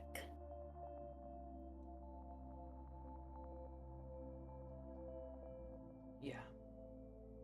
Yeah. That'd be nice.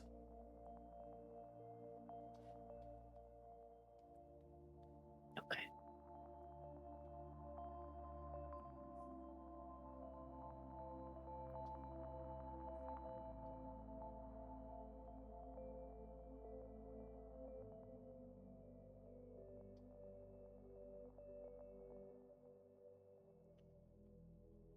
You can tell there's a lot there. That he wants to say, that he wants to ask.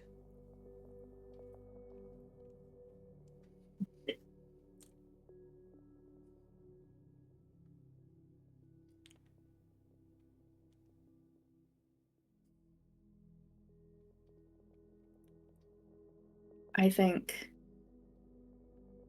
they feel it, that awkward sitting where nobody really knows where to go next because there's so much that there could be done and said and all of that.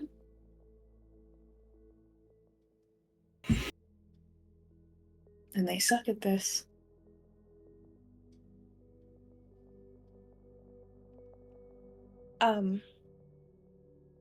I gotta go. Right. Yeah. Okay. I'll leave as soon as I can.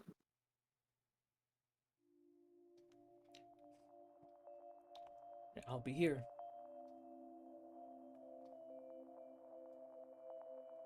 Just be safe. I love you.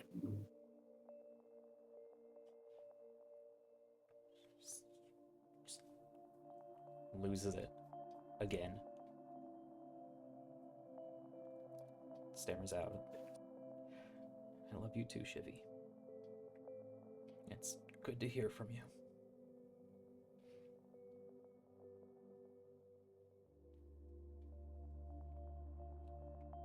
Call me whenever you want. Yeah. I promise. Okay. And she hangs up the call.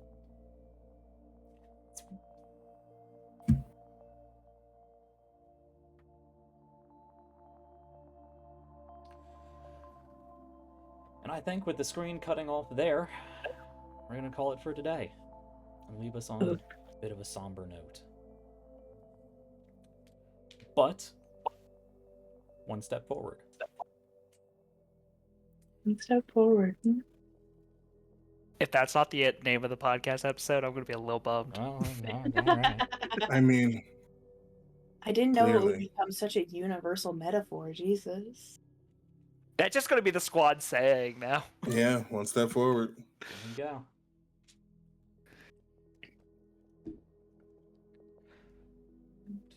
We'll talk. All right. No. Well, a heavy episode here, guys. Ending with the heaviest of it all. I know it was a lot of conversation, a lot of exposition, a lot of back and forth, and fun character development. And there's a lot of things. Actually, you know what? I will edit this for the podcast, maybe for the VOD. But there is one more thing I want to leave us with before the credits roll. The screen will, fade to black, click off. And back, Athen, blacksmith, back at your apartment, your house, whatever you may have procured. You walk up. I was gonna say you put the keys in the door. It's 12,000 years in the future. I mean, it senses your presence. Yeah. RFID chip. You just walk forward in the door, and just a little ways into your apartment foyer, there's a little box. A little wooden box. About, I don't know, 4 inches by 4 inches by 4 inches. Wooden. But just sitting middle of the hallway. A good, meter and a half from the door.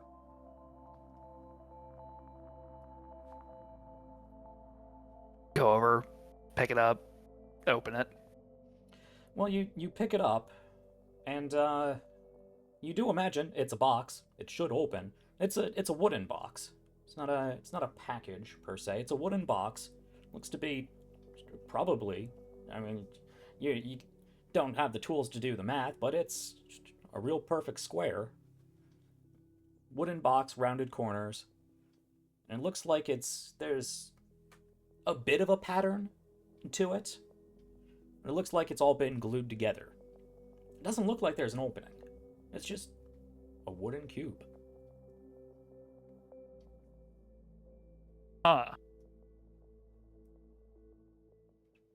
Okay, that's weird. I'm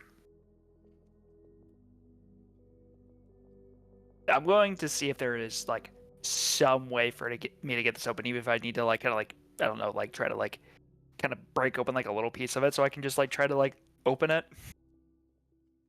Yeah. It looks to be very fine craftsmanship. It looks like real authentic wood. Actually, you can see the grains in the wood and the stain to the grains in the wood and the gloss that goes over it. You're not used to a lot of wood. There's like wood substitutes you can 3D print. Actually fairly accurate to wood, but it doesn't have the same grain to it. It doesn't have the same concentric rings. They get close, but it's a little too artificial. This looks natural. And not only is it natural wood, but it looks to be fine craftsmanship. It's probably a perfect cube. The corners have been very smoothly rounded, and it looks to be a number of different pieces that have been glued together, presumably. Probably, pins keeping them together. So you could take like a screwdriver or some kind of file or something and try to wedge it open. Like gently. It's not like I'm not trying to be like overly destructive. I'm just trying to get just like a little bit of an opening there. Well, as you are fiddling around with it, taking a look at it, turning it over, examining the material and the craftsmanship, trying to find a way to break into this thing, it starts ticking. Not ticking. Starts click, clack, click, clack. Not a sound Athen would be familiar with, but it kind of sounds like an old-timey watch. Just a very steady, soft click, click, click, click, click.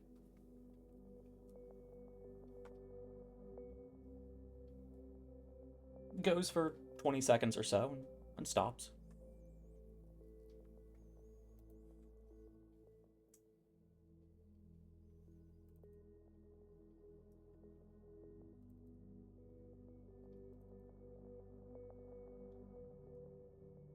But with it not exploding, things may have frozen here. Are things frozen? There we go. No. Right. Okay. Cool. Things froze a little bit on my end. All right. Oh no. Yeah. So, click clack for a little bit, but it doesn't explode. Undeterred, I presume you continue trying to pry it open. Yeah. And you can get something to wedge in there. Try not to be too destructive about it. And hammer something in, hammer it, on the other side, crack it open a little bit, and then you can pull it apart. And inside, attached to one end, it does look like a watch mechanism. Without the watch, without the, watch face, it just looks like a very simple mechanical noisemaker that just click, clack, click, clack, click, clack for a few seconds before it stops, and then there's a little bit of winding. And as you're examining it, a couple minutes goes by, and then it starts again. Click, clack, click, clack. It's not connected to anything. It's not wired to anything. No?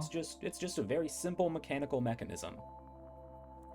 A very tiny little, like, even smaller than a watch battery attached to it, just giving it enough power every now and then to, every few minutes for a couple seconds. Click, click, click, click. And it's just sort of glued to one side of this cube. But you look inside, and there is, well, it looks like a keychain. Some little dongle you would put on a pad or on your, like, key fob that you would have, your laptop, whatever it may be. There's this little dongle. I'll take it out. Yeah, you pick it up, turn it over in your hand. It's a commemorative dongle for the founding of Moonglow, dated 4683.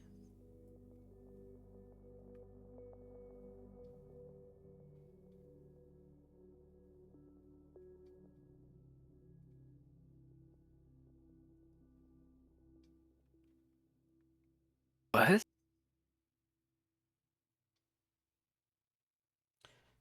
Thank you for watching another episode of the Starcrier Conflict.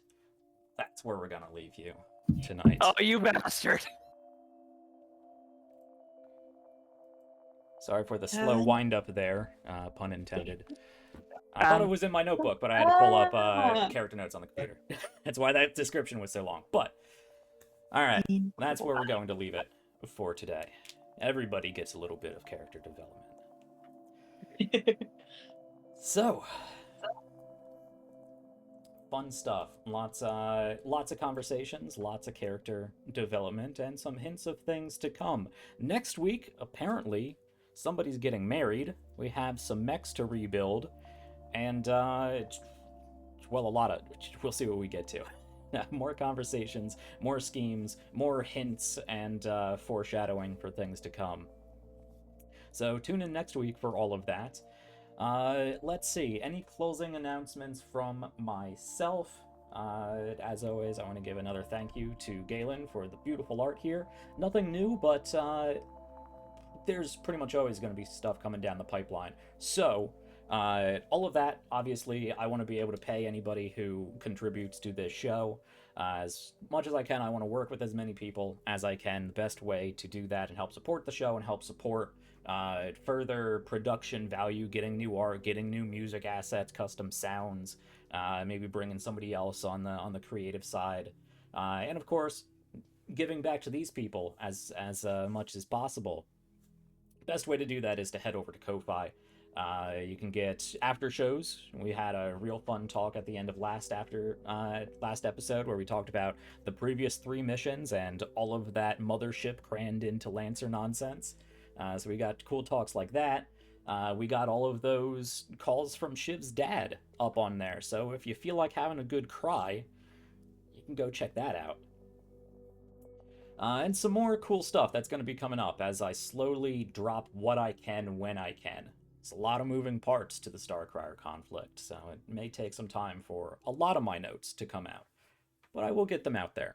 And I do plan on including, when I have enough to release them in various increments, my custom Starcrier LCPs. So if you enjoy the enemies that we face, any of the toys, new toys that I give these folks, if you want to run a Starcrier, well, we'll be dropping those to Ko-Fi at some point. They're not on there yet.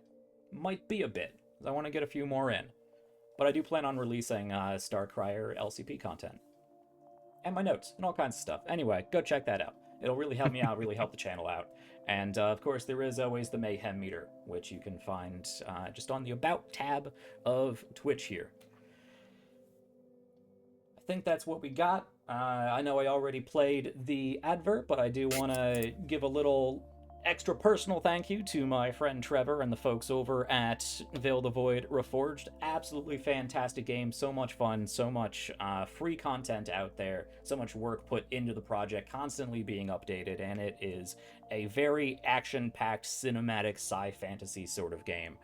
Very fun to play, so go check that out. I'm going to run the advert again on our closing credits, and we got a coupon code, so you can get 10% off any of your orders, which do ship internationally at very fair prices. I believe it's fairly consistent. But excellent deal on international printing and shipping. So go check that out. 10% off over at SDG Creatives for Veil the Void Reforged. I think that is all I have. So let me throw it back to the stars of the show. What do you guys have going on? Hi, I'm Sean. I've been playing August Walker, he, him, all around.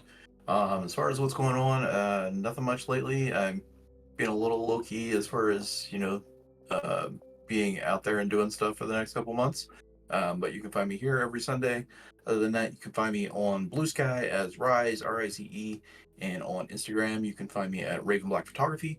A lot of nature pics, animals, cosplay photography. I do all kinds of different stuff. So I'm eclectic is a good word for it, and that we're going to stick with that one. It's a great SAT word. Love that word. Hey, howdy, bye. My name is Haley. I go by they, them, and I've had the pleasure of crying as Siobhan and Carrie tonight. Um, but yeah, she, they for that one. But yeah, having a grand old time over here, letting Jack wreck my emotions and fighting with Tavik. It's been very good tonight. Also, loved getting to RP punching the shit out of somebody. What an honor. Thank you for the invitation. You really rocked his ass. I did, yeah, no, truly, we should put that picture somewhere. It brings me a lot of joy. There's a tiny dice too. Wait, for the audience's sake, I rolled the tiniest dice in existence. There you go. And they're bright pink. Excellent. So little. But yeah. So little. And just as I promised last week, so Q and I are doing a little side project that is hopefully going to be in the works here, being posted very soon. It is using the Son of Oak City of Mist system, and its title is Mist Connections. Very punny, very punny indeed. But yeah, so stay tuned for more details on that. We're getting very excited to post that one. We're very proud of it. Hi, hello. I'm Q. Tonight I was playing Logan Uhura, aka Desperado, he, him, just like myself, and I was not John Tavick Creighton, Vasir Harrison IV. Bam. Got there. Anyway, when I'm being not that person or being not Desperado, you can find me out on the internet at Midnight Inc. That is Midnight_INQ. Q is my name. I'm sure you get it. Save a horse, ride a cowboy. I keep making cowboys. So next things, because that's what we're doing now. We're not doing the full roster. You already know. Next up, I'm going to be over at Entropy Emporium. For They Call Us Villains, where I'm going to be playing the saddest, angiest boy, Mr. Connor Creed. The name is very funny if you say it fast, and know his powers. You can also find me, should be Monday the 15th. I'm going to be over on Folk and Myth. We had to reschedule our Pride game. It'd be like that sometime, but Pride is all year, baby. So yeah, you can see us doing a cyberpunk Thirsty Swords Lesbians game where I still managed to make a fucking cowboy. Get ready. Get ready. I told you what the mission. Your Twitter name recently because of all the cowboys you've been making. Yes. It's beautiful. Yeah, we're the Neon Cowboy. Let's fucking go. Yeah, and then of course Saturday will be class reunion over on Live from the Apocalypse. That's a lower list. And you know what? It still puts mine to shame. Hi, I'm Andrew. I have been Intermission, the pilot of the former Blade 2, because it no longer exists. It was destroyed. We don't talk about it anymore.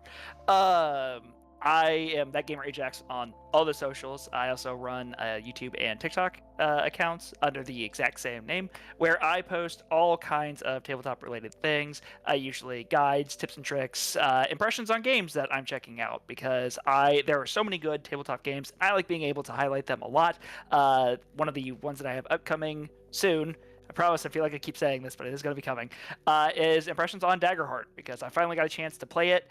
And I think we'll be answering the question on, is this a D&D killer? I'm not going to answer it right here, but there are plenty of things to say about the system. That's it. That's all I got. Hey, y'all.